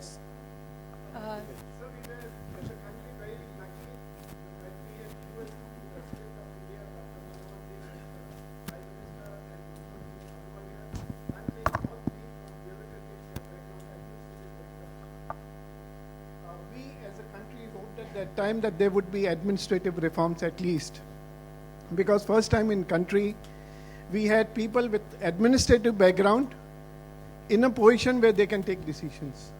Did it happen or not? That's what my question is. And sir, my feeling is, when I was a president, I did something I want to share with you. In Rashtrapati Bhavan, the day I went there, in 2002, July 25th, 26th I saw on my table hundreds of files, because the president has to clear everything. Whatever happened, any ministry, hundreds of files were sitting. And I was astonished how this fellow every day he has to see so many files. Then this guy, you get up, this guy, his name is Pondraj. He is a big IT fellow. I told him, this funny problem I am having, can you do something? What he has done, can you say what you have done? One minute. So he asked to create a seamless e-governance system where he wanted to get the opinion of the AS officer, secretary, joint secretaries and director at a time for a particular solution. So we have created a dynamic workflow system. E-governance system. And also he said, immediately if the file is reaching a joint secretary or a secretary, his mobile should be alerted. It has been alerted. And if he has not taken a decision within 2 hours, it should reach the secretary. Or it should reach me directly. So when we implemented, and it is completely 15 department has been implemented, and he started signing digital signature. Then Dr. Kalam advised people will have the affiliates to sign on the hand. So he implemented electronic signature also, and it is successful. Once it was successful and secretaries got a SMS on their phone, they got annoyed also. Thank you. 5 more minutes. Sir, I want to say something that's progressive. Same one or different one? I'm saying that I do see some vision in Gujarat, and I can see a song coming up in Gujarat. That's a positiveness I can see in Gujarat coming up. So just a information. Information, I'm just seeing that there is something positive which I can see right now. Okay. I'm Gujarat, very happy. I'm a ceramic artist and I'm from I'm very happy, madam. Very happy. Yeah, but I'm just saying that there should be more direction, and I can see that coming up. Could you just stand? There, that one lady there? She already asked. No, that lady. Okay, Hello. Assalamu alaikum, President Sahab, and assalamu alaikum to my CM Sahab also. I'm a Gujarati female and from the minority community. You in your dialogue and your speech just mentioned that we need to pursue leaders for a vision of 2020. We have professions to pursue, but can India have a profession of politician? Can we pursue it as a profession? When would we have colleges to become a politician? Is it possible for us to pass through an exam and become a politician? I'm looking forward to your vision on that. You see, what happened? I was professor of teaching in the School of Management at Delhi University. Then we decided we'll call 50 MPs, both parliament, both houses. So we sent a message. We want to give a course, 10 days, about creative leadership, particularly people and the leadership. People and leadership we want to give. We sent a paper to the Rajya Sabha chairman, deputy chairman, and also speaker. First week nothing happened. Second week nothing happened. Third week rang up. Then they said it has gone to party leaders. Party leaders, you know. Every party, they have got a leader. Each party has got a leader. And then they told us, these leaders feel they are already experienced. They don't need any training.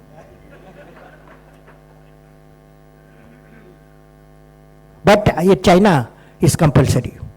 Because I saw that. China, any ministers, unless he goes through the course for 6 weeks course, he is not eligible for the ministership. Last couple of questions. Yes, sir. Yeah, go ahead. You just let the guy next to you. Yeah, you go ahead. Thank you. मेरा नाम सौरभ शर्मा है, मैं दिल्ली से हूँ। Sir please अगर आप translate कर सकें, सर को वैसे आ जाएगा शायद समझ में। मेरे आपसे सिर्फ एक सवाल है, वो ये है कि हम बात कर रहे हैं अकाउंटेबल गवर्नेंस की, जवाबदेही सरकार की। अगर आप देखें तो आरटीआई के परव्यू से पॉलिटिकल पार्टी बाहर आ रही हैं, पीपी मॉडल्स बाहर चले गए, सीबीआई बाहर चली गई, और हम देख रहे हैं विजन 2020। क्या इस देश का यूथ भरोसा करे कि 2020 जब आएगा तो हमें एक ट्रांसपेरेंट अकाउंटेबल सरकार मिलेगी. So RTI in political parties. Political parties are going out, then how do we trust the No. transparency? If you ask me personally, I believe RTI should be applicable to all. That's all I can say.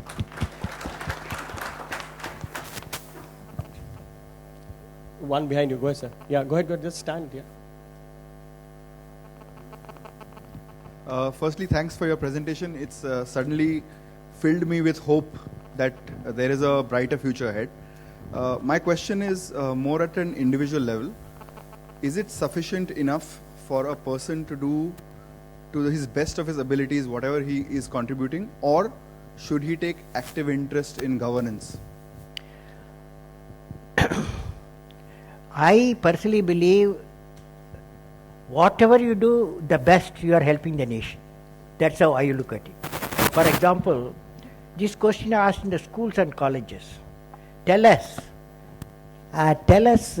what we can do for the national development. The colleges, they ask me, school, I tell them, you excel in the education. If you excel the education, you will become a good engineer, good politician, good doctor. So that's your job. During the education time, you excel. Every profession you excel, you contribute the best, you are helping the nation. That's how I put it. We are out of time. I guess we'll have to end it there. On behalf of CAG, I would like to thank you, but I'll take the liberty of having the mic and asking you the last question. You said, yes, sir. You said you want us to choose leaders who have the attitude of I can give. How many such leaders do you see in the society today? Sir, what can I give? I have seen one leader in Karnataka. He called me when he was 102 years old. At that time I was the president. He said, you come to Ulsur and preside over the birthday. 102 years man asked us as a president, I went there to preside over. This man, 102 years, of course all the ministers were sitting, chief minister, all the politicians, religious heads, all dais filled with 50 people, they talked. Then this man got up, Shiva Kumara Swami, His Holiness, he got up. And he got up, he said, he gave a big smile and he gave an extempore speech for 5 minutes. I was astonished. How 102 years man, he standing vertical, gives such a extempore speech, no glass, nothing. I was astonished. Now I am going for 106 years now. I am going there. This man, then I found he has established 250 schools, 6 colleges. He has established. Every day he is feeding 15 people, 15,000 people, orphans, because he is giving. That's where that happiness has come to you. That's a good example. Not too many examples in our society. Well, there may be such you will get it. Okay, sir. All right. Dr. Kalam, it's been a privilege and an honor to listen to you in person, and may I ask everybody to give him a standing ovation. President of India, Dr. APJ Abdul Kalam, thank you so very much for gracing this occasion. Thank you.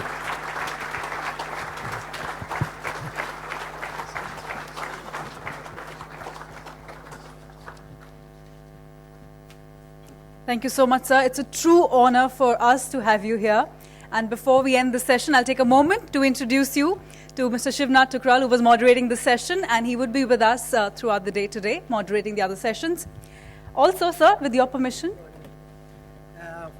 Friends, my talk is in my website, www.abdulkalam.com.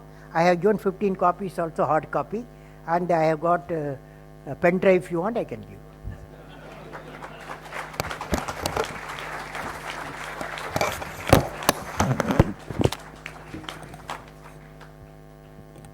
So we'd like to take a few more minutes of your precious time. Now, there has been a lot of curiosity about these CAG members. Who are these young, dynamic entrepreneurs? Well, they're here with us today, all of them.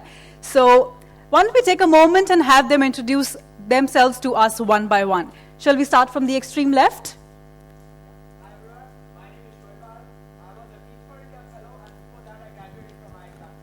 Glad to have you all here. Hello friends, myself Amit Trivedi.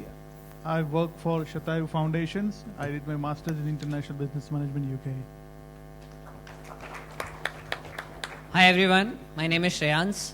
I'm an entrepreneur in the field of education, an ex-McKinsey consultant and graduated from IIM Calcutta.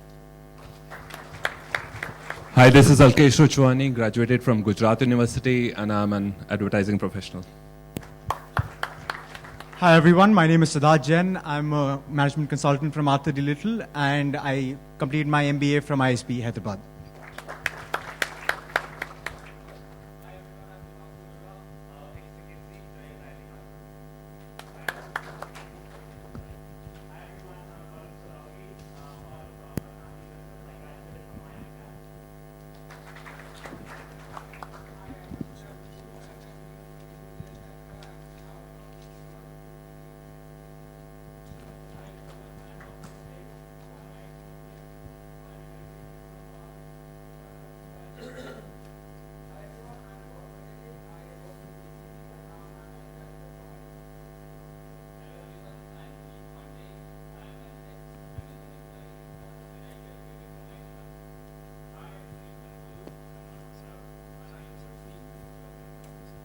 Good afternoon, I'm Akshat Mittal, ex-management consultant at Indus Insights. I graduated from NSIT Delhi.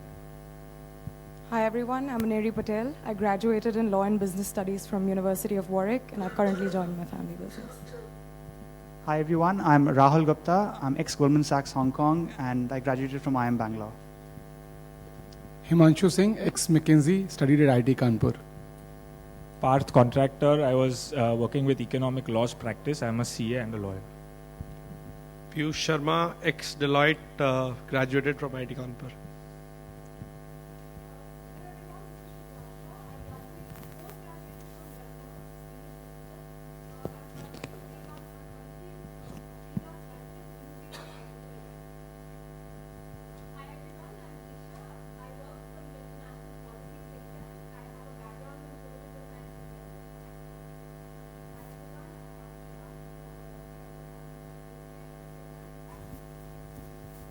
Can we have a round of applause for all the ignited minds of the young who are here to power the nation?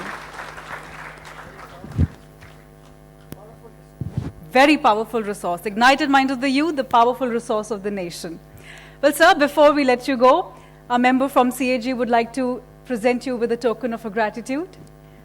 So may we have a momentum presented to you on behalf of everybody.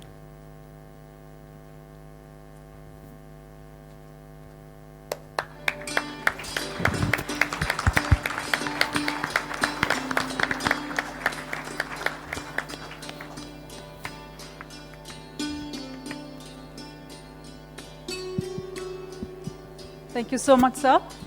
Well, ladies and gentlemen, we'll all break for tea, but we will be punctual and we'll be back in 10 minutes time for our next session.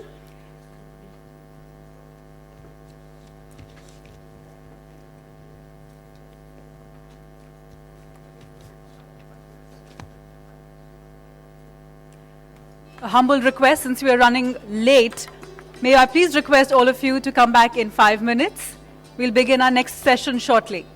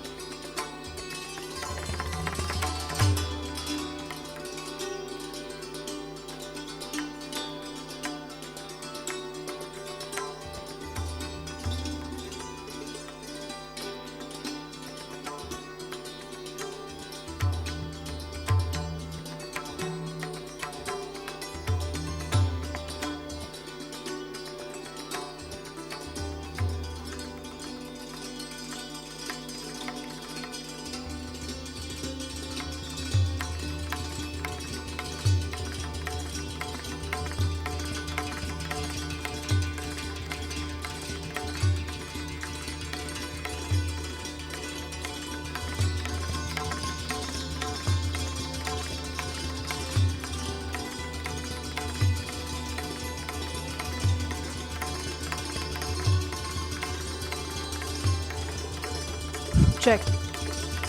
Ladies and gentlemen, it's a humble request. Chief Minister of Gujarat, Shri Narendra Modi ji, will be joining us again for this session. So may I please request everyone to kindly come back inside and please be seated. Check if they can hear me. Can you hear me outside?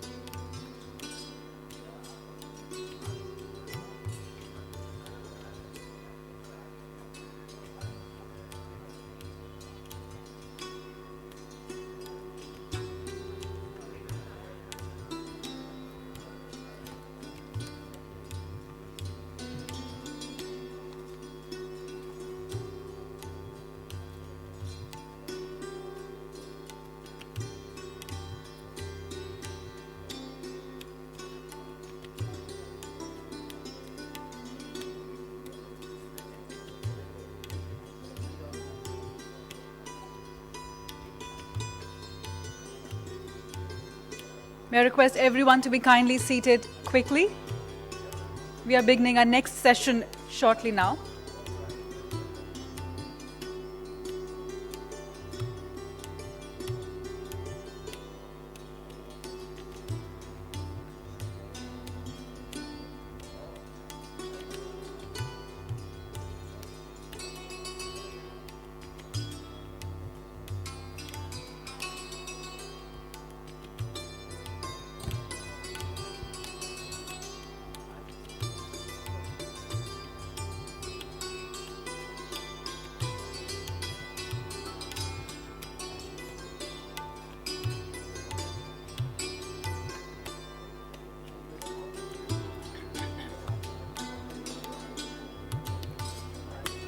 May I please request everyone to be kindly seated quickly as we are beginning the session very shortly. And also to bring to your notice, ladies and gentlemen, Honorable Chief Minister of Gujarat, Shri Narendra Modi ji is already present with us. He's going to be here with us for the next session as well as the next after that.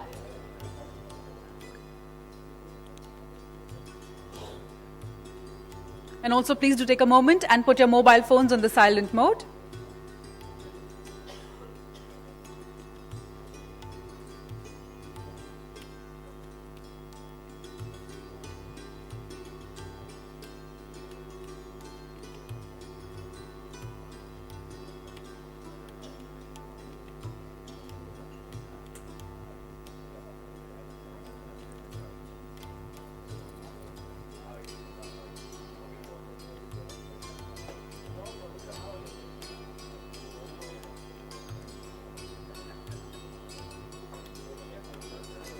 Ladies and gentlemen, may I please request everyone to be kindly seated as we are almost about to begin our next session, which is on economic perspectives.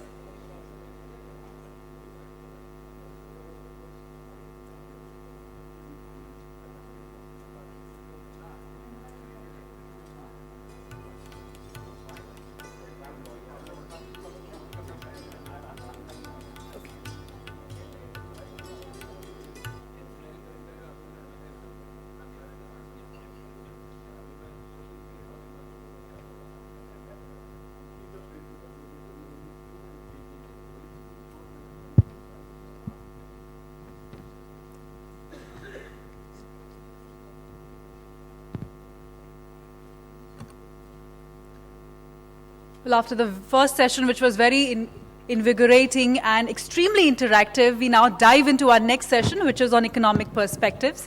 And please help me welcome our three speakers for this session. Mr. Deepak Parekh, Mr. Arundam Bhattacharya, and Mr. Siddharth Punshi. Please help me welcome all our three speakers on stage. A lovely good afternoon, gentlemen.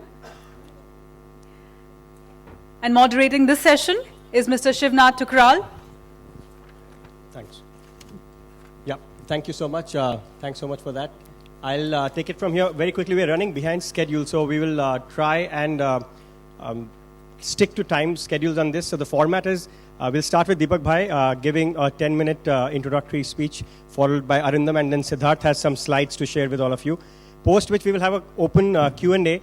My request would be in the Q&A to keep the questions short without preamble so that we can get as many responses. It will be an interactive open house session with all three of them seated. Deepak Bhai, he needs no introduction. If you have a home in this country, you may thank him for it.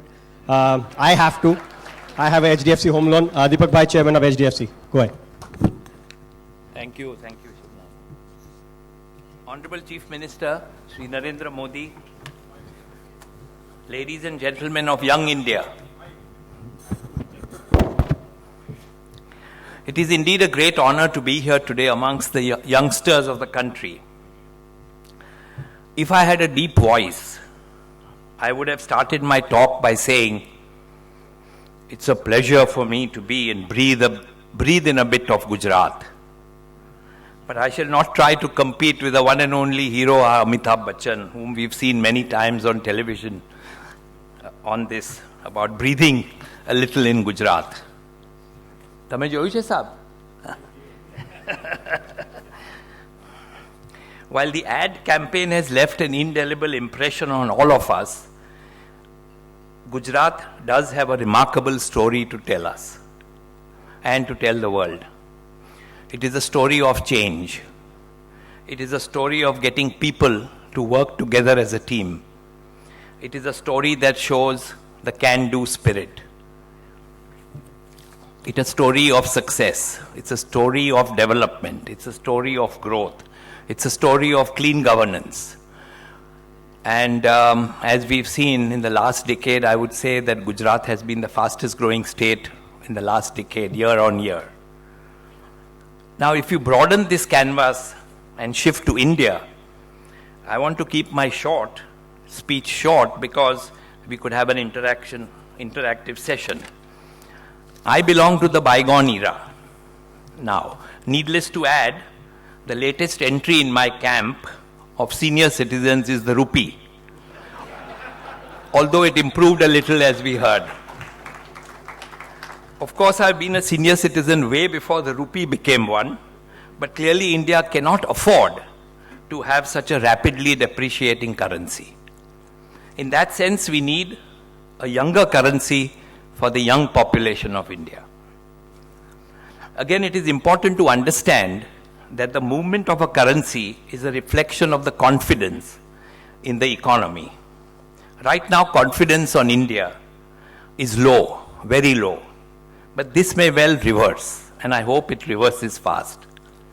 Confidence will return when both the government and business work together, which is the theme of our today's session, to ensure that India attains its true potential. We are obviously working below our potential. We can do much, much better. It is important to do this for our future, India's future, and for the youth of our country. At the same time, we need to understand the youth's need, their aspirations, and to be able to see their vision. In this context, I must first of all commend the endeavors of the Citizens for Accountable Governance for bringing together young Indian leaders. We saw the introduction of the youngsters. They all have fabulous careers, good education, good companies they work for, but they are devoting their time, energy, effort, passion in trying to do something for the nation as a large. How strange it is that we have two CAGs. One Citizens for Accountable Governance and the other Controller and Auditor General. Both CAGs were constituted for good governance. Both CAGs were constituted for public accountability. Yet one of the CAGs has now almost become a dreaded institution, dreaded by bureaucrats, public sector, and politicians. On the other hand, I'm confident that the other CAG, Citizens for Accountable Governance, will rise to the occasion and work towards the betterment of our society. In today's environment, it's very easy to become a perennial pessimist. Yes, the Indian economy is struggling on many, many grounds. Whether it is getting our infrastructure in its place, policy uncertainties, corruption scandals, coalition governments, and of course the growing uncertainties of the impending election in 2014. For many of you here today, possibly born in the post-liberalization era, it may be hard for you to fully comprehend the struggle that India has gone through in the early 90s. GDP growth had stunted. The country was on the brink of default. Foreign exchange reserves could cover only 3 weeks of imports.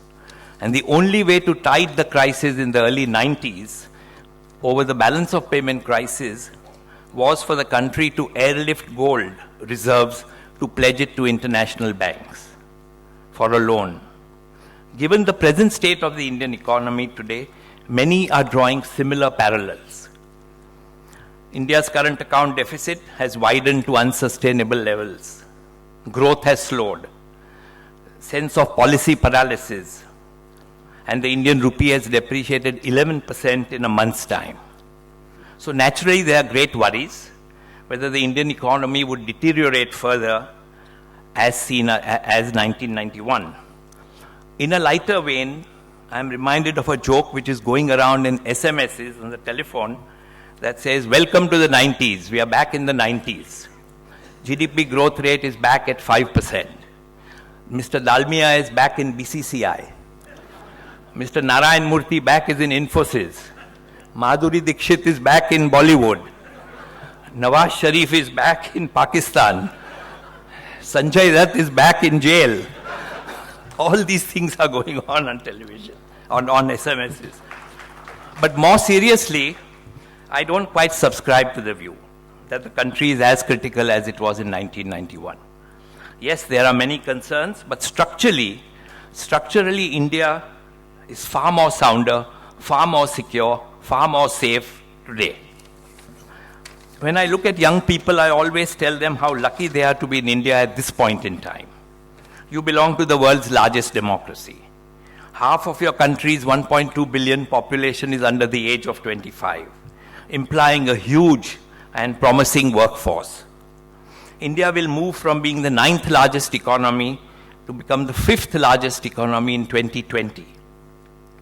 Just look at the leap that is happening in India. If you look at it to us 60 years after independence to become $1 trillion economy. India became $1 trillion economy in 2007. Next year, in 2014, we will be a $2 trillion economy. What took 60 years took 7 years. And the projections are by 2020, we will become a $4 trillion economy. I believe that the next decade will be a period of growth, great opportunity, but equally challenging. I do not wish that your generation gets too bogged down with all the negativity one sees in the day-to-day newspapers and around us. Global meltdowns, scams, corruption, economic slowdowns, market collapses. Certainly these are growing concerns, but there is no reason to get disillusioned about India. Feel the pulse of your country. Yes, the Indian economy has slowed, but hasn't the rest of the world slowed down too, including all the emerging markets and all the BRIC markets, the BRICS. Brazil reported a 1%, 2% GDP growth. Russia got 1.5% GDP growth. China has come down from 10 to 7. Yes, we've come down from 8.5 to 5. But we are still the second fastest growing nation in the world. You heard the Honorable Dr. Abdul Kalam mention this, that we are the second largest. We are the second fastest growing nation in the world, and we are today in the fastest growing state in the country. The disappointment is that we are performing significantly below our potential. And the reasons of this are mostly homegrown, mostly internal. We cannot blame our slowdown due to foreign reasons, due to global reasons. We are a consumption-driven economy. Consumerism is the name of the game. The demand is domestic, and people of this country are consuming whatever manufacturers are making and giving them. 60% of India's growth comes from the service sector. Despite the overall slowdown, growth in service sector has sustained the economy. What is service sector? IT, back office, financial services, transportation, communication. There's a boom in these sectors, a real boom we are seeing. There's some of the sectors that are growing at double digits and will continue to thrive. IT and BPO have created 3 million direct jobs, 3 million. And each IT job creates 3 other ancillary jobs. So we have 9 million people, non-IT trained, working in the IT and BPO sector.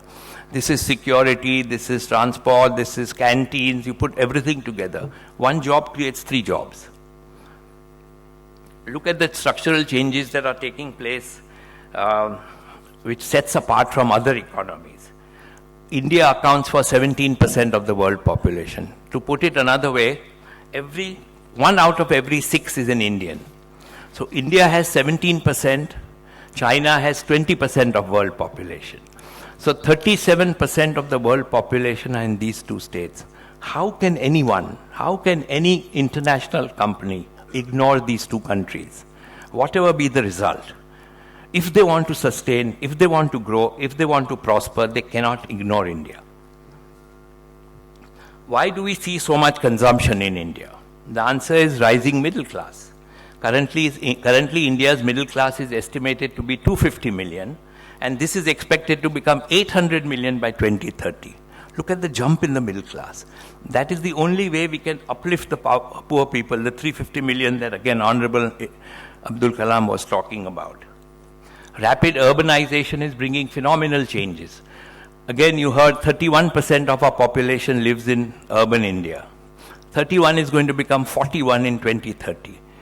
This means out of 1.5 billion, 600 million people will be living in urban India, compared to 360 million. So look at the influx of people that are going to come into urban area. Now, that is where the opportunity we have.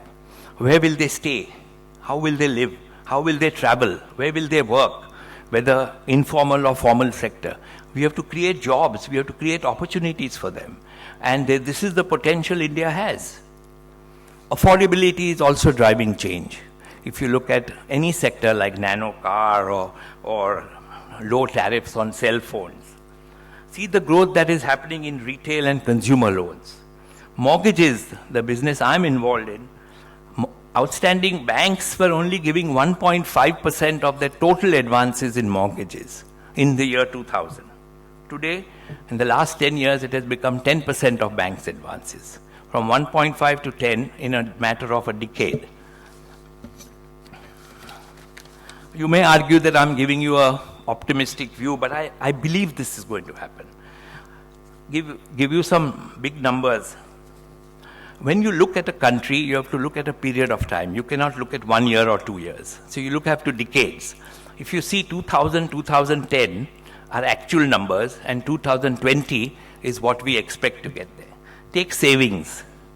In 2000, savings as a percentage of GDP in India was 24%.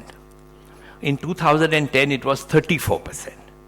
And it is expected to be 40% in 2020. What does extra savings mean? Extra savings means more investment in the economy, more growth in the economy, more prosperity in the economy. Look at India's literacy rate. In 2000, it was 65%.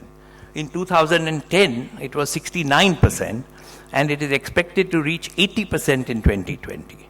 What does higher literacy mean to us? Higher literacy means better skill force, better productivity in manufacturing. Mortgage to GDP was 2% in 2000. Today it is 8%, and it's expected to be 25% in 2020.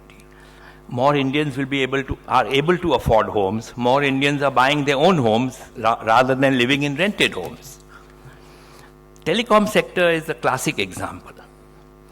Who would believe that in the year 2000, tele density in India was 0.4%? 0.4%. In 2000, 12 years ago. In 2010, it became 68%.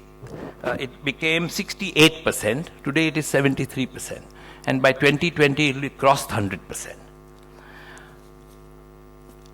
In 2000, the price per minute was 5 rupees and 30 paise.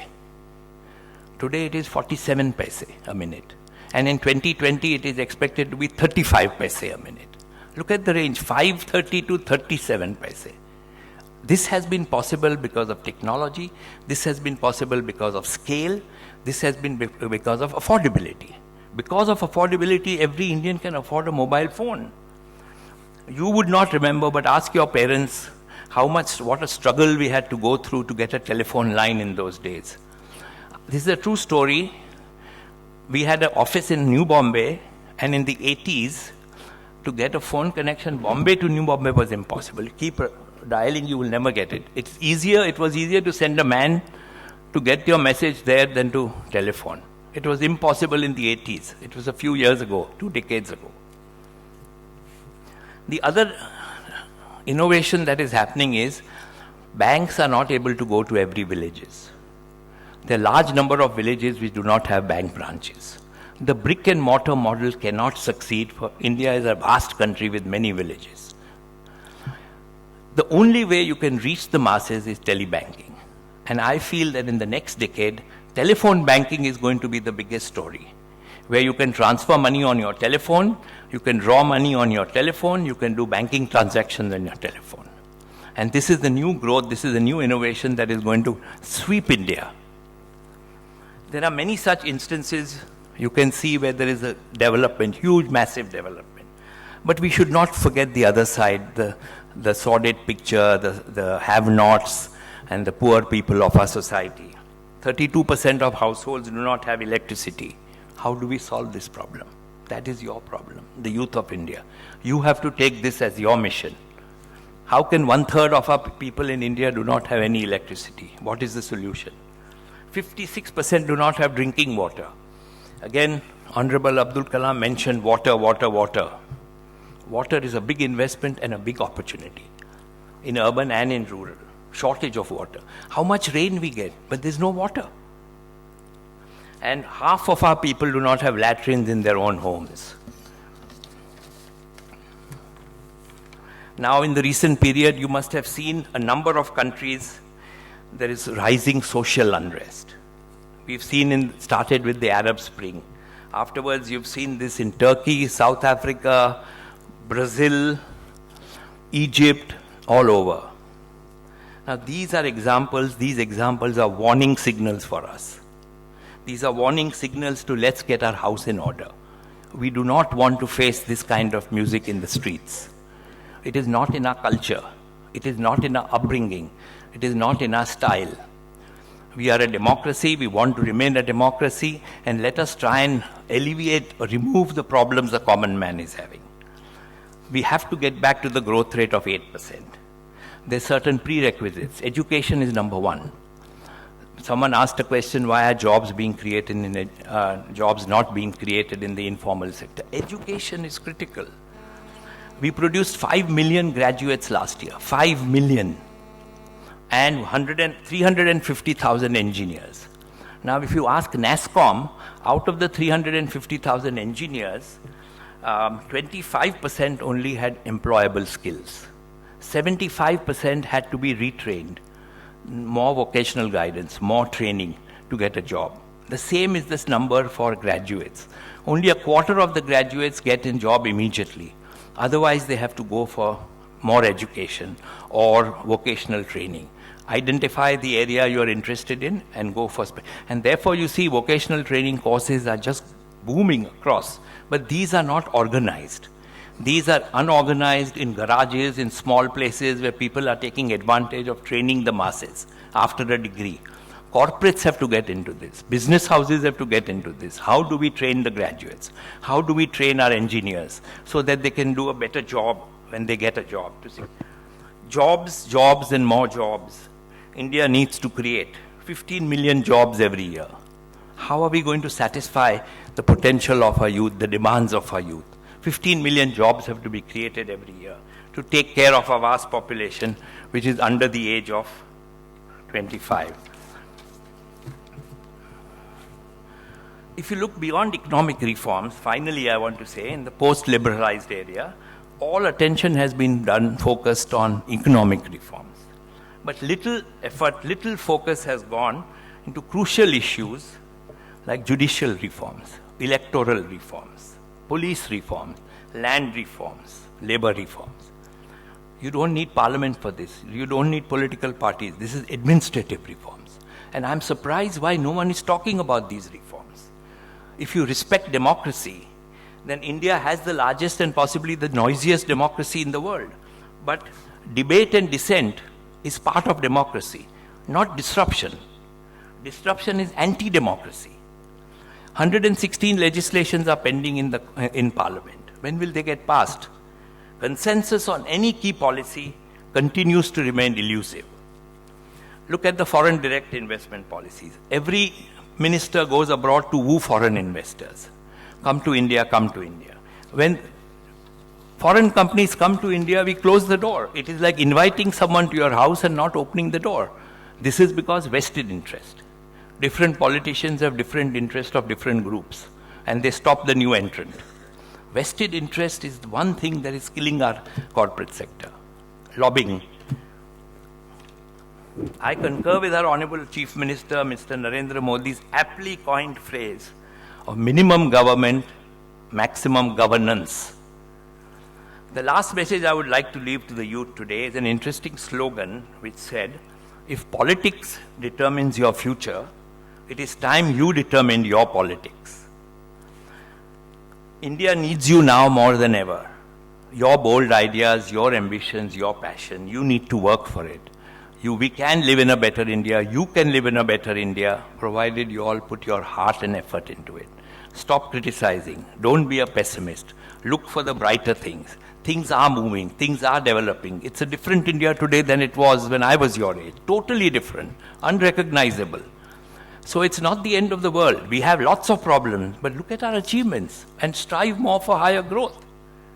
And if you're willing to work hard, you will get there. And I'm confident that we will get there. Thank you.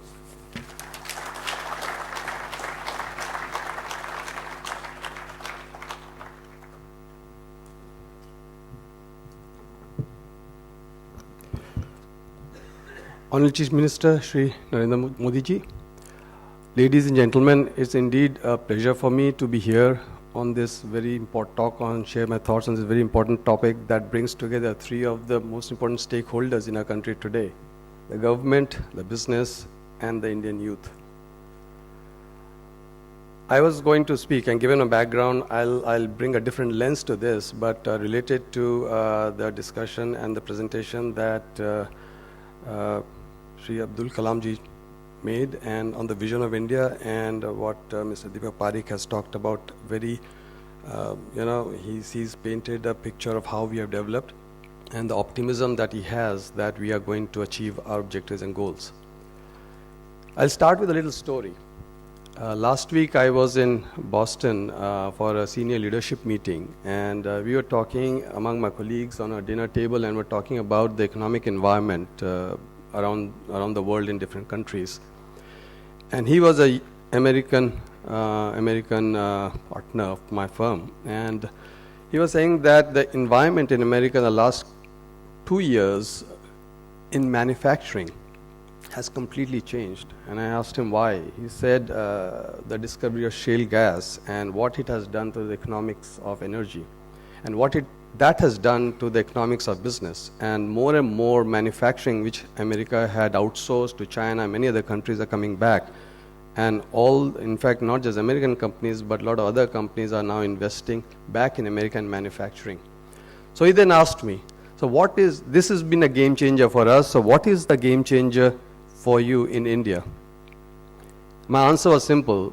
Our game changer is a young population and the growing consumption, as Deepak just talked about,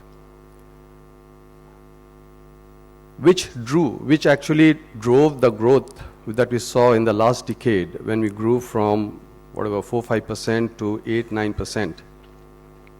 But then again, the next question was, so why have you come back to 5% and kind of struggling to cross 5%? And why is the rupee kind of depreciate so much? What's the challenge? And my answer was again very simple. Our challenge today is also the same young population, but instead of them acting as growth, we have to create enough jobs for them. As Deepak said, jobs, jobs and jobs. And unfortunately, the way I see this, I mean, if you look at the full page ads that different governments, take out when they do 1 year, 2 years, 3 years, they have all the list of all the achievements. And if you look at the list, there is hardly any achievement which talks about jobs. It talks about they have given this to this community, they have given this to this community, free laptops here, cycles there, or whatever, free power here, and but there is no mention of jobs. Because as any economist will tell you, the only two things that drive prosperity of a nation are two things. One is jobs for young population. If you have more young population, you will definitely become more prosperous because you are creating more funds to pay for everything. And productivity. If you don't improve productivity, then the lifestyle, the standards of living will not improve. And typically, productivity improvement, every generation, if you improve productivity 2 to 3%, then it takes 2 generations to double the per capita income. If you look at India, and again it was mentioned earlier as a question was raised, if you look at India, the last couple of years, the Planning Commission statistics, we have not been creating jobs. Before that, again, even though we grew at 8%, we have not been creating jobs. And that is the biggest challenge. And wherever the jobs are getting created, it has been largely in the informal sector. The other point that Mr. Kalam made was, we have too many people today who are dependent on agriculture, and that is not just driving down the productivity of agriculture, but creating a lot of underemployment. And as we improve the productivity of agriculture, there will be a migration. And if you look at economic history of countries, most of the migrating agricultural workers have found employment in manufacturing, low skill to medium skill employment. And India, surprisingly, has just 12% of our employees in manufacturing compared to even lower than many developed countries where they have gone through this phase and their job creation is largely in services. India is even lower than them, and forget the big developing countries like China or Thailand or Indonesia, Brazil, where they are in the 20 to 30%, but here we are just 12%. So there is something fundamentally wrong in the way the economy is structured, in the lack of focus on manufacturing, and the fact that we are not creating enough jobs. It's not that it is now not recognized. I think in the 90s, this whole services, rightly so, the rate of the growth, I think we forgot the critical importance that manufacturing plays, and often we said that we have kind of crossed over that manufacturing evolution of an economy. But now I think government has realized, and they brought out a national manufacturing policy a couple of years ago. The irony is, the year they brought out the policy, from that year the manufacturing growth rate fell. So I don't know if there's any connection to having more and more policies and the kind of output that we are having. And the growth rate fell, and today it is more like 1% instead of 10 to 12% manufacturing growth rate that we want and that we need to create jobs. And the investment rate has fallen dramatically in India from what it was a few years ago. So unless we can increase the investment rate, we'll not improve our growth rate. And if we don't improve our manufacturing growth rate, we'll not be able to absorb the hundreds of millions of people who will migrate from the rural areas to urban, semi-urban areas, and will not be creating jobs. And that will create other kind of huge pressures. So what do we do? Where do we go from here? If you look at the situation, it's not something, I mean, and I know that Deepak is an eternal optimist, so I have this discussion with him all the time, that if from my perspective, when I work with my clients who are largely in the industrial sector, today I don't see any sense of optimism. And we need to understand that from the government side. When you talk about how do government and business partner, we need to understand that last year, BCG worked with CII and we ran a study of CEOs of large manufacturing companies in India and asked them, what are the issues that you face? The top issue, I mean, earlier we always used to think, infrastructure and all, the top issue was the sheer difficulty of doing business in India. Our business regulations do not facilitate, our business regulations actually constrain our business. And this is a story, I'll tell you two stories about, communicated to me by two industrialists, leading industrialists. He had to make an investment, a fairly large investment in a chemical plant. He had three choices. He looked at China, he looked at Thailand, and looked at India as potential where he could set up the plant. Now, the Chinese advantage was low cost, availability of land, power, and so on. The Thailand advantage was we have a free trade agreement with them, so you could import with zero duty. But what he told me was when he went to Thailand, the investment advisor of the government took him to 3 sites, developed sites where he was promised land, building, power, water. And they said they could also get him to tie up with a university for skilled labor. And promised him all the permits within a month. And he says, if I had to do the same in India, it would have taken years. So he made a choice to set up the plant in Thailand. Now, he is a proud Indian, but when he was telling me this story with a lot of sorrow, he said that we make our own country, again Deepak said, we ask for investors to come, but then we make them unwelcome. We have to figure out a way jointly, how do you understand the issues and how do you make our investors welcome? The other thing that CII studies showed out was the increasing trust deficit. And at the end of a workshop, at the end of a study, I asked the CEOs in my panel, if there's one statement that you have to give to the government, or one statement you want to say to the government, what would it be? And unanimously they said, please hear us. We are not here to make a fast buck and go away. There may be some people who do that, but most of them are generally trying to create value for the shareholders and all the stakeholders. Please hear us, work with us. We will make investment and we will create jobs. But it's easier said than done in manufacturing sector because two things. One is, when I talked about productivity, our biggest issue today has become the lack of productivity growth. If you look at any developing countries and many of the developed countries to leave aside, our productivity rate is the lowest and it has not been growing. It has been growing at 2 to 3% instead of needing to grow at 7 to 8% if we need to increase our per capita income within one generation. And that's issue. And the whole issue is around labor. And we need to figure out, if you want to solve labor, there's a government, there is trade unions, and there's business. And it just tells me that you cannot solve the problems of manufacturing, get investment, create jobs, unless you find a way of creating a joint aspiration, create a joint vision, but more importantly, finding ways of working together. If you don't do that, and if you do not address that trust deficit that has come, I think we'll have a challenge, and I think that's the biggest, and that's why I feel that the topic that you have is so appropriate. How can the business and industry work together to create job opportunities for our youth? Thank you.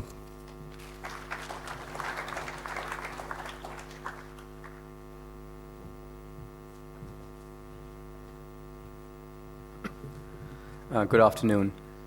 Firstly, I'd like to thank CAG. I think this is fantastic, and I think they have done a great job not only getting Honorable Chief Minister Mr. Modi here, preeminent speakers, but also such an eclectic, diverse, and young audience. And I think, I had a 20-minute session. I believe I'm standing between you and a hopefully delicious lunch, so I'm going to try and make this over 5 to 10 minutes and really give you guys a chance to be interactive. So let me ask by a question to you all. How many of the people in this audience believe or are satisfied with a 5% growth in India? Okay, that's good. Not many of you, in fact, none. Let me rephrase the question to say, how many of you believe that we can return to an 8 to 9% growth? Good. A lot of optimists in the room, and I believe that's the case as well. And I'll briefly speak about the importance of manufacturing and the service sector in driving this growth. And I think a lot of people have spoken about the manufacturing sector, why it's important. It tends to get shadowed by the growing service sector. But I think if you just see a recent study done by an eminent consulting firm that said the domestic opportunity in India, plus the fact that in China, labor costs have increased over the last 2 years by the government by 25%, gives a great opportunity for us to absorb this force. Just earlier this week, you may have read that a multinational in China said, the CEO was carried out by his labor force, and he said, I don't want to work in this environment, I want to move to India. So what do we need to ensure that we are able to bring these people to India, and also a lot of the entrepreneurs that are in India are able to benefit? And a lot of that is actually project implementation, just doing the basics right. I think we've talked about labor, we've talked about land, but I spend some time, or most of my time, in front of large industrial houses, their owners and young entrepreneurs and mid-cap companies, and even this morning with a lot of you out here who are from Gujarat, Karnataka, Delhi, all over the country. And I think there were two things that came out to me. Some of them said, we have ideas, we want to get it done, we just want the basics. We want water, we want electricity. I don't want my factory working at half or 1/3 production. I want it to be efficient. And I don't think that's asking for a lot. I think that can be done. I think there's some states that have done a better job than others, but I think this has to be across India. And the other half of my time I spend as part of a global bank, with global investors. Everyone talks about India shining, and I think Mr. Parekh rightly pointed out, while we're growing at 5%, it's still much better than OECD and some BRIC economies. But we aren't going to be satisfied with 5%. We need to get back to 8 to 9%. I'm a youth. I want to believe in that. And I want to see my generation, the next generation, benefit. And I think we made the right steps, but I think we just need consistency and clarity. We talk about FDI. I personally have seen FDI in retail going to large global companies for the last 3 years, and they say, we go forward 2 steps, we go back 3 steps. There's a big opportunity to actually get labor force employed by bringing in FDI. And the other aspect that I think is very important as you see some of the global competitors and people coming in is, the exchange rate will move, whether it's 60 or whether it's 58 or 62 or 65. There are broader aspects of that I won't go into now. But I think just making sure that whether it's tax laws, whether it's M&A, we had an M&A policy that allowed people to invest and then we retrospectively tax them back. That hinders the opportunity in India. So once you have a growing economy, both in services and manufacturing, I think the need of the hour for the government to spend on education and healthcare. I will not speak on education. There's a very learned speaker who will present to you after lunch. I think on healthcare, all I would say is that, I think 4% of our GDP is on healthcare, which is much below what it needs to be. And there's a big opportunity in that, not just for allowing a growing country like India to have that, but more importantly, also bringing in foreign investment. I think Dr. Alam said this is a 20 billion business already. I think we need this to become bigger. There's a plan to have 200 billion spent on infrastructure and healthcare. That needs to be done. Because if you want to be part of a growing, developed economy, healthcare and education are the cornerstones. And finally, I'll just touch upon entrepreneurship.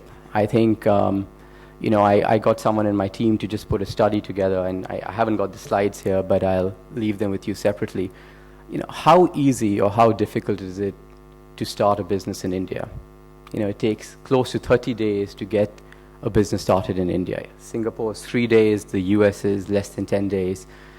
And the basic factors of that are difficult. I grew up in India. I spent 15, 16 years in the UK, came back 5 years ago. Getting my visa sorted out, getting passports done are challenging. Now that needs to change, and that needs to be more easier for entrepreneurs. Again, this morning I spoke to people and I said, what more can we do? And some of them said that a state like this does a great job allowing me to invest in this state and do well, but I still need more support. I would benefit by having angel incubation, people not just giving me money, but telling me what goes right, what goes wrong. And I've seen that in the US, we've seen it in some economies, in emerging markets, where people do that more, and that benefits. And finally, I think everyone's talked about that by 2030, we'll have a very young population. In fact, we will surpass China as the youngest population in the world. So that's 2 times more people in the workforce than not in the workforce. And that's staggering. I just let people reflect on that. It's a great opportunity for India. It allows us to have a captive talent force that can help fuel the economy. The only point I'll leave with you is a demographic dividend can also be a demographic debacle if we do not nurture that large population that will come out by 2030. And I think that is up to us and the youth in this audience, and guided by people here, to make sure that happens. Thank you. Thanks so much, Siddharth. What we will do is have a quick Q&A session. We have only about 20 minutes or so, 15 minutes or so. So again, the request is short questions, no preamble. Yes, can we start from here? If you can direct the question at one individual rather than trying to get a group view. We know what each one of them have spoken about. Try to stick to one. Try to stick to one question, I'm saying, not couple.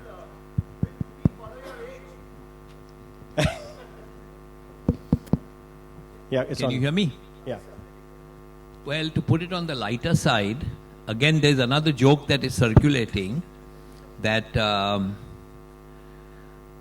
when UPA 2 came into power, the rupee was equal to Rahul Gandhi's age. Today it is equal to the Foreign Minister Salman Khurshid's age. And we hope it doesn't go to the Prime Minister soon. Yeah, you're right here. Go ahead.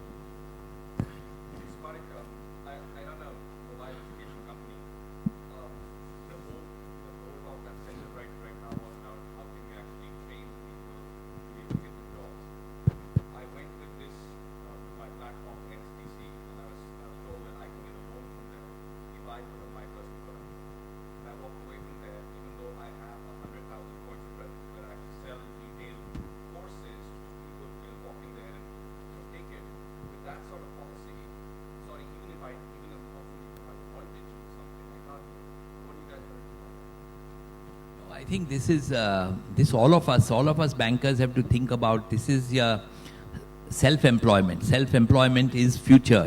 Manufactured jobs will be limited. Manufacturing industry is going down. We cannot afford that. You heard Arindam say, we need to even Abdul Kalam said that manufacturing should come back to 25% of the GDP. It is 16% today.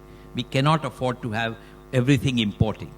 And to answer the other question more seriously, if you reduce your current account deficit, you will certainly have a stronger deficit. But everything you are importing. And, your gap is 200 billion.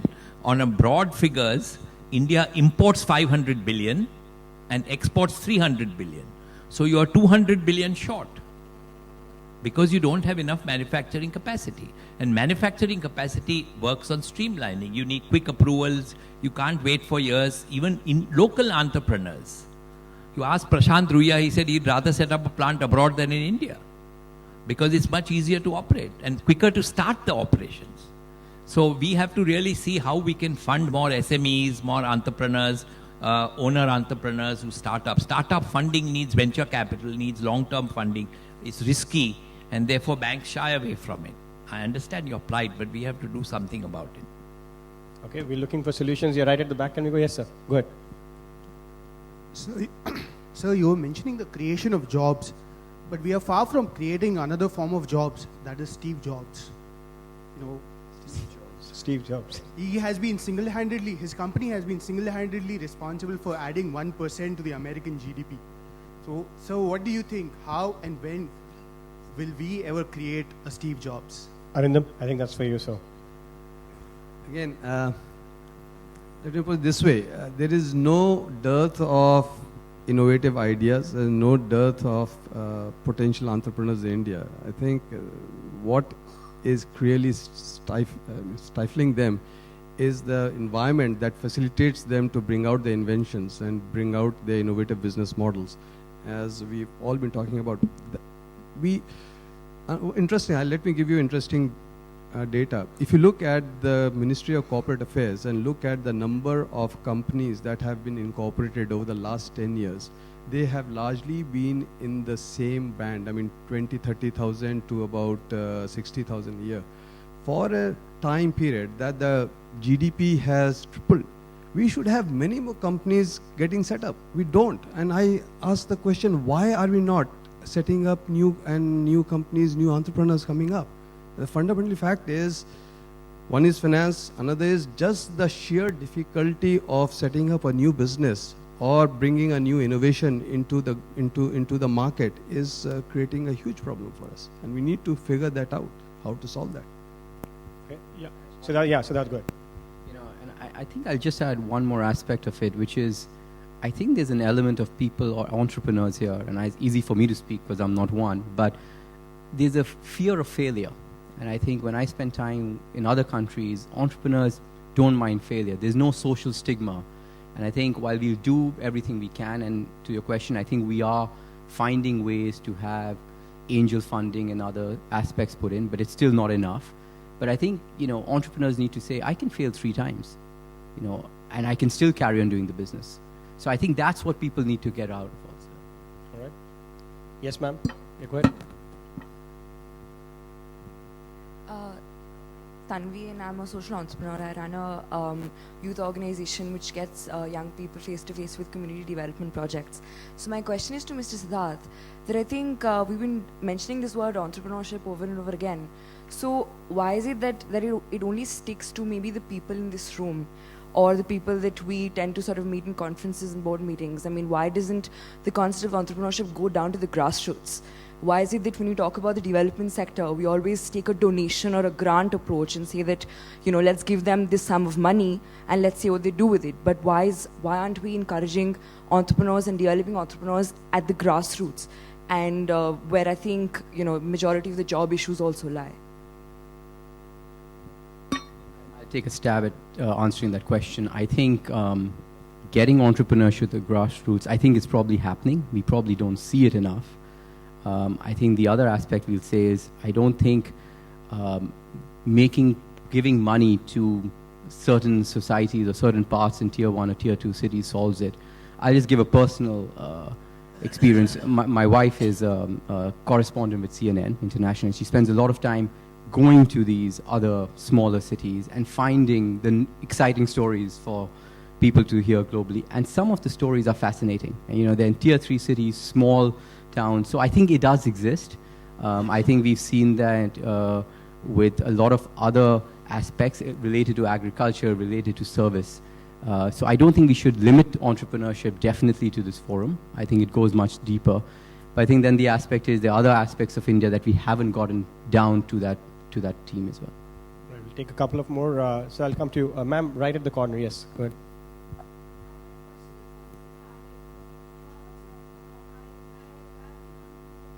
You can just come forward and then be a little louder till the mic reaches you. Yeah.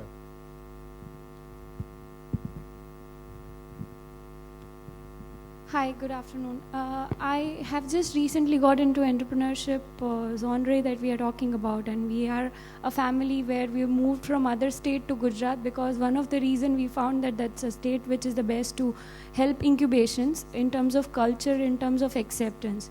My question is, state did provide the ecosystem that we need, but when we talk about finances, how much of a reform a bank is going to do to support unsecured way of business or unexplored path of entrepreneurship and with the funding in it? Deepak bhai, for you. No, I think the banking system needs an overhaul to some extent. We have to support the youth, we have to support entrepreneurs, while every bank is chasing large corporates. Every bank is chasing large corporates, and today every bank is chasing retail consumers, people who want to buy household equipment, to autos, to two-wheelers, to homes. So that is the new fad. But from corporate, we've come down to retail. Please believe me, 10 years ago, banks were not willing to give any retail loans. It was all trade finance and wholesale finance. We have got into this, and the next step of development is definitely going to be entrepreneurship finance, because we'll run out of individuals who are able to borrow. We've already run out of companies. Every bank is chasing the same companies. So what are we going to do? How is every bank going to grow unless we have innovative ways of lending?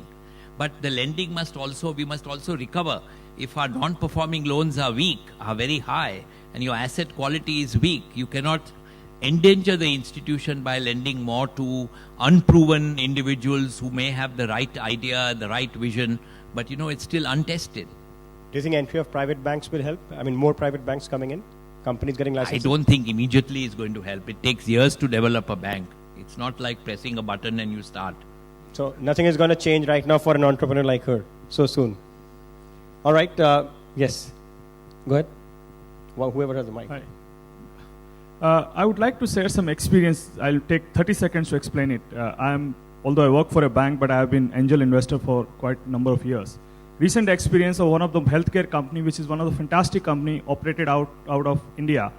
And this fellow is from Motorola and started this company. I am small angel investor there. And there's some more funding is required. And this company was offered here locally. Parallelly, he also spoke to someone in Singapore. And obviously, the Singapore was far more acceptive. And they put in a condition, they have a fund actually called National Research Fund, which allows the government to match 5 times of what is being funded by the venture capital. So NRF is a very popular term now over there, which means 15% is to put in by the venture capital fund, 85% will come from the government supported fund. And this fellow was very keen to go. Being a small angel investor in there, he just came to me saying that, shall I go ahead? I told him, so what did it mean for you? I have to shift my headquarters from Mumbai or Pune to Singapore. And he was in complete dilemma. Whether to relocate now to Singapore and take his venture, which would be multi-million-dollar in some point in time and possibly could be Steve Jobs. May not be of that size, but it can, why not? And it's a classical dilemma the promoter had.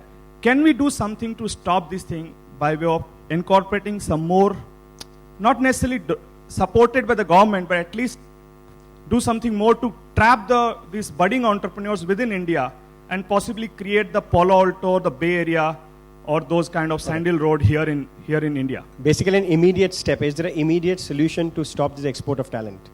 No, couple of organizations that are already doing it, and they're doing it in a big way, is SIDBI and NABARD. SIDBI and NABARD have been set up by the government specifically to help small and medium industries and to help agriculture. And they have done a commendable job. Their non-performing loans are high, but that's not, their object is development help. Now we do not have anything for computers, IT sector. And we need to have a NASCOM-oriented fund or some, as you said, non-government fund. Maybe the half a dozen large IT companies should get together and put 5% of their profits. They will discover another Apple or another Cisco or another Dell. So we need to work through NASCOM to say if you want IT. Today only angel investor, as Siddharth said, is happening. And angel investors, they are all set up by US. Because there's success stories of US. The amount of money people have made is so huge. And they don't want to invest at 1% in the banks. They're getting 1% return. So they would rather take risks. We have not yet reached that stage. I'm sure we will get there. Siddharth? Yeah. Just Satya, to your question, I think on technology, Wipro, Infosys have started doing it. I think on healthcare, it's a very good point. We haven't seen that. In fact, we are seeing people from other countries saying, how can I invest in these opportunities in India? And which to me feels, yes, they're getting the opportunity, but that should come from here. But I think that will just take time. Yeah. Quickly, one last. My question to Mr. Deepak Parekh, you are a very seasoned banker, and you know that in our country we have only one set of commercial banks. They have all the rules and regulations similar for all the banks. And while we are talking about the young entrepreneurs who need more capital, and the commercial banks, they are not able to provide because of their own limitations on security and everything. Now, don't you think that the RBI or the government can come out with a separate set of policies for a new generation bank where they can fund only youth with certain criteria and where the NPA provisioning norms are slightly relaxed? See, if you are part of the global economy, you have Basel requirements, which is what RBI is following for banks. Basel requirements are pretty stringent and pretty difficult to achieve. And we've got timelines when everyone has to be compliant with Basel requirements. Now, if you're a woman, I would say you have a future, because the government has announced in the last budget a bank for women, entrepreneurs and youth. But I really can't advise you, because I agree we need to put either IT companies put together or even government. Our reserves are 290 billion. There is nothing which the government can do. Take 5 billion out of that and form a fund for youth, for innovation, for healthcare, or for technology, or IT, or whatever it is. But the government must be willing to spend that money and run it properly, independently, out of corruption, out of bureaucracy, and give it to some credible people to run it. All right, one last question. I think Madhu has a question. Madhu, go ahead.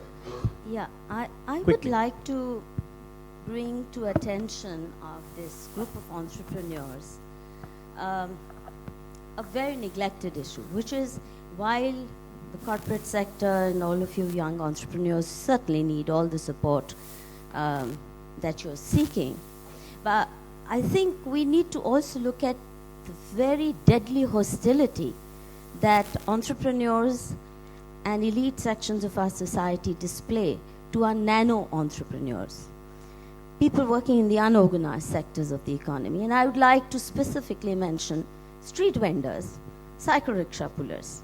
They ask you for nothing. They don't even go to bank for loans. With 400, 500, 2,000 rupees, somebody sets up a little business. And upward mobility comes very easily and fast. But unfortunately, all of them are trapped in a web of illegality. You can't set up a street vending stall without a license, municipal license. Municipality won't give you those licenses. And as someone who's fought these battles for the last 20 years, I can tell you that there is a daily war being waged against these nano entrepreneurs. And elite sections of society, for example, in Bangalore, the first thing the corporate sector wanted was make the city vendor free. Bombay mein, there's a genocide of vendors. That's the only way we've learned how to clean our cities, so-called, or beautify them, eliminate people, eliminate poor. And the point that I would like to make is the following. Look at the trajectory of partition refugees, especially from Punjab. Many of them started their lives as Redi Patadi Dukandars in Chandni Chowk, Karol Bagh. And within a decade, they became successful businessmen. It's the first entry point for entrepreneurship, for the poor, for people being ejected out of agriculture. And the hostility of elite sections, including the corporate sectors, to these nano entrepreneurs is a very important reason. Right. And my own experience tells me at least 30 to 40% of their incomes are being taken away from them by the police, Hafta, and all that. And so this daily war against our nano entrepreneurs need to stop. Madhu, and one last thing to Mr. Let me just, Parekh. can I get Arindam to kind of... Yes, I will. But one last word to Mr. Parekh. Mr. Parekh, they don't even need loans. What they need is micro savings. If you make systems to collect their earnings at the end of the day, believe you me, there's huge savings there. They can't do monthly savings as easily as they can, saving at the end of the day at 8 p.m., a bank branch just willing to accept their money. Thank you. We'll start with the latter first, so that Deepak, you go ahead. You see, for small loans, for very small loans, microfinance companies were booming in India. You had so many initiatives by young people, by entrepreneurs who started microfinance in a number of states. Then came the Reserve Bank views. Then came the Andhra fiasco. The Andhra fiasco has really put the microfinance SMEs, small and microfinance companies behind. You see the kind of legislation Andhra has come out with. Andhra microfinance companies that are started are mostly sick. And anyone who's invested them have lost money. And the procedures the Andhra has put are so difficult that this has really scared the microfinance initiative. Micro savings you're talking about. But micro savings also go to the microfinance companies. I'm not interested in microfinance. I'm talking only of micro saving, allowing the poor to enter the bank, open an account, and come every day. Some system of collection at near their work site. which takes their 100-200-300 rupees of daily earning and uses that to give them loans if and when necessary. Yeah, I agree, but cost of running a branch is so high. To take very, very small savings and then to give a dividend to your shareholders, then to be profitable, then to be viable. If you don't make profits, no one will come to your bank. So you have to show that your quality of assets is good, your profits are there, otherwise people won't trust you and have confidence I guess somebody will have a business opportunity. And a very quick one line on, or let me just summarize and then you can probably answer that question about how to take care of that lowest strata. We are here discussing the topic of change. For each one of you, just to close, one change that you want to see between government and business for better opportunities. I would like, government to set up a joint task force which will create not 5 or 6 NMIZ, which is part of the national manufacturing policy, but 100 manufacturing clusters. We need manufacturing in this country and we need to create and think about in a much bigger scale and also much smaller land issues rather than huge land issues. So if I were to say one thing, that we would create a joint task force for creating 100 clusters in time-bound manner. Deepak bhai, one change. I would like the government to pass the Anti-Bribery Act that has recently been passed in United Kingdom, where the giver of the bribe and the taker of the bribe get the same imprisonment. Bribing will become past and you will not see any corruption in India. We have to go. Corruption has come to levels, unacceptable levels, at all stages in life. You have to get this done. And in England, it's been very successful. So that one change. I would just add to Mr. Parekh, I would just say just continuity in policy will help a lot in the governance and building the economy. All right. On that very note, thank you very much, Siddharth Punchi, Deepak Parekh and Arindam Bhattacharya for giving us your insights. Thank you so much. Thank you, Shivnath. But before we let our eminent speakers go, we'd like to present them with a token of our gratitude. So may I please request a CAG member to come up and present them with a memento. Just one recommendation for next time, CAG. You're doing a great job, but amongst the speakers, you have no women speakers. There are so many prominent managers and leaders in the women community. And, I second when that. you talk of young India, you must hear women talk. I second that. We'll begin with Mr. Deepak Parekh, Chairman HDFC Limited. Mr. Arindam Bhattacharya, Senior Partner and Managing Director, BCG India. And Mr. Siddharth Punchi, Managing Director, JP Morgan India. Thank you so much, gentlemen. It was an honor to have you here with us. Well, ladies and gentlemen, I'll just take a few more minutes before we break for lunch.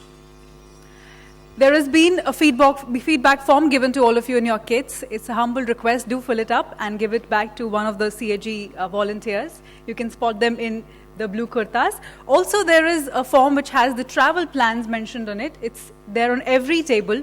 Kindly fill it up if you need conveyance to and fro to some destination. Fill it up and give it to any of the CAG members, preferably to the gentleman who's raising his hands on the left-hand side. And yes, please do come back in 30 minutes' time. I'm sorry we are rushing you through lunch, but we are actually a little behind schedule. We have an interactive session with Honorable Chief Minister, Shri Narendra Modi ji. So we'll see you back in 30 minutes. The lunch is served at the exhibition hall number 3.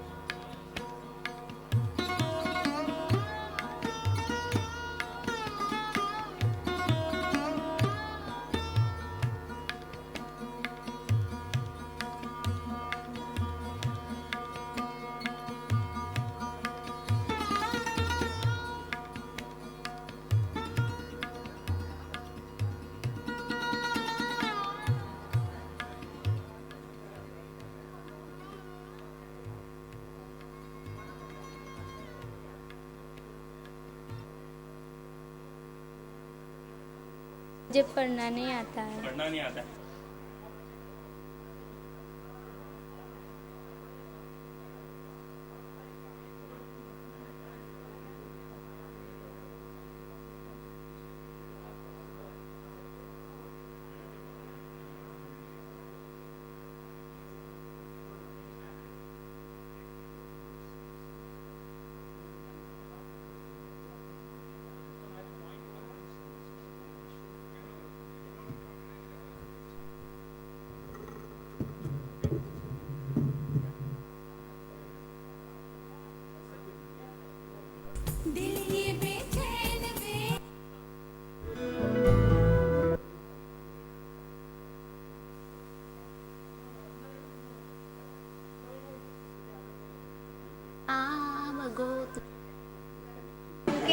अच्छा लगता है ये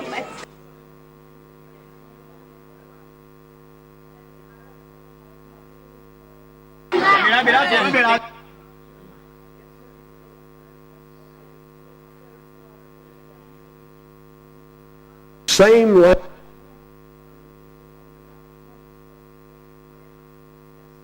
Example of what can be done to improve living.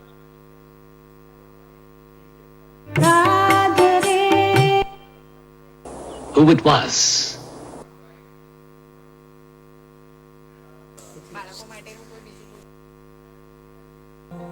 The truth.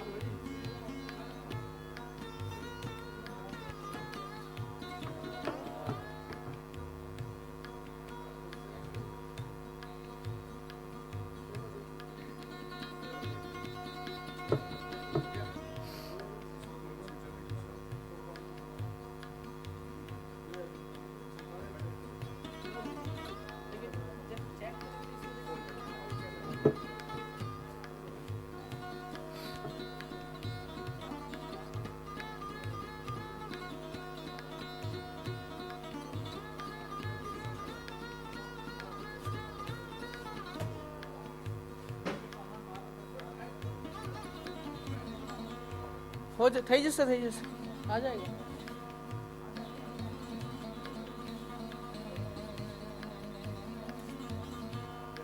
इसके नीचे से ले लो, direct हो जाएगा.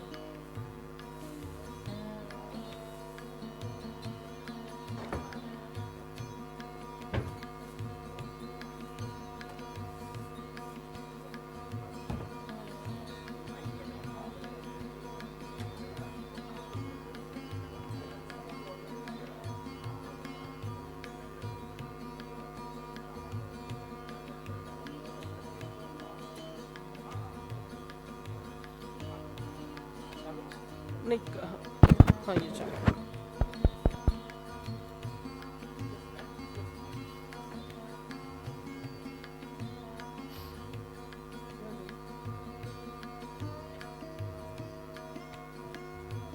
For lunch? I have said that something we brought here, only a small thing, packet or yeah.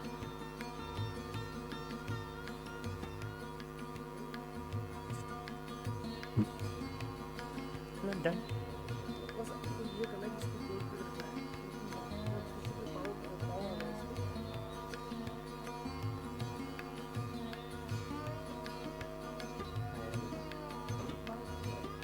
अच्छा.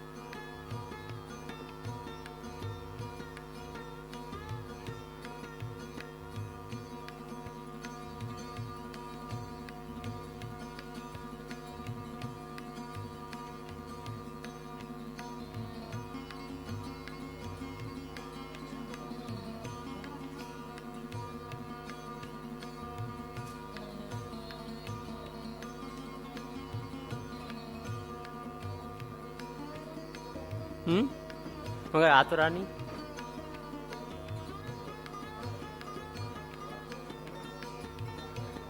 Yeah? Pick up.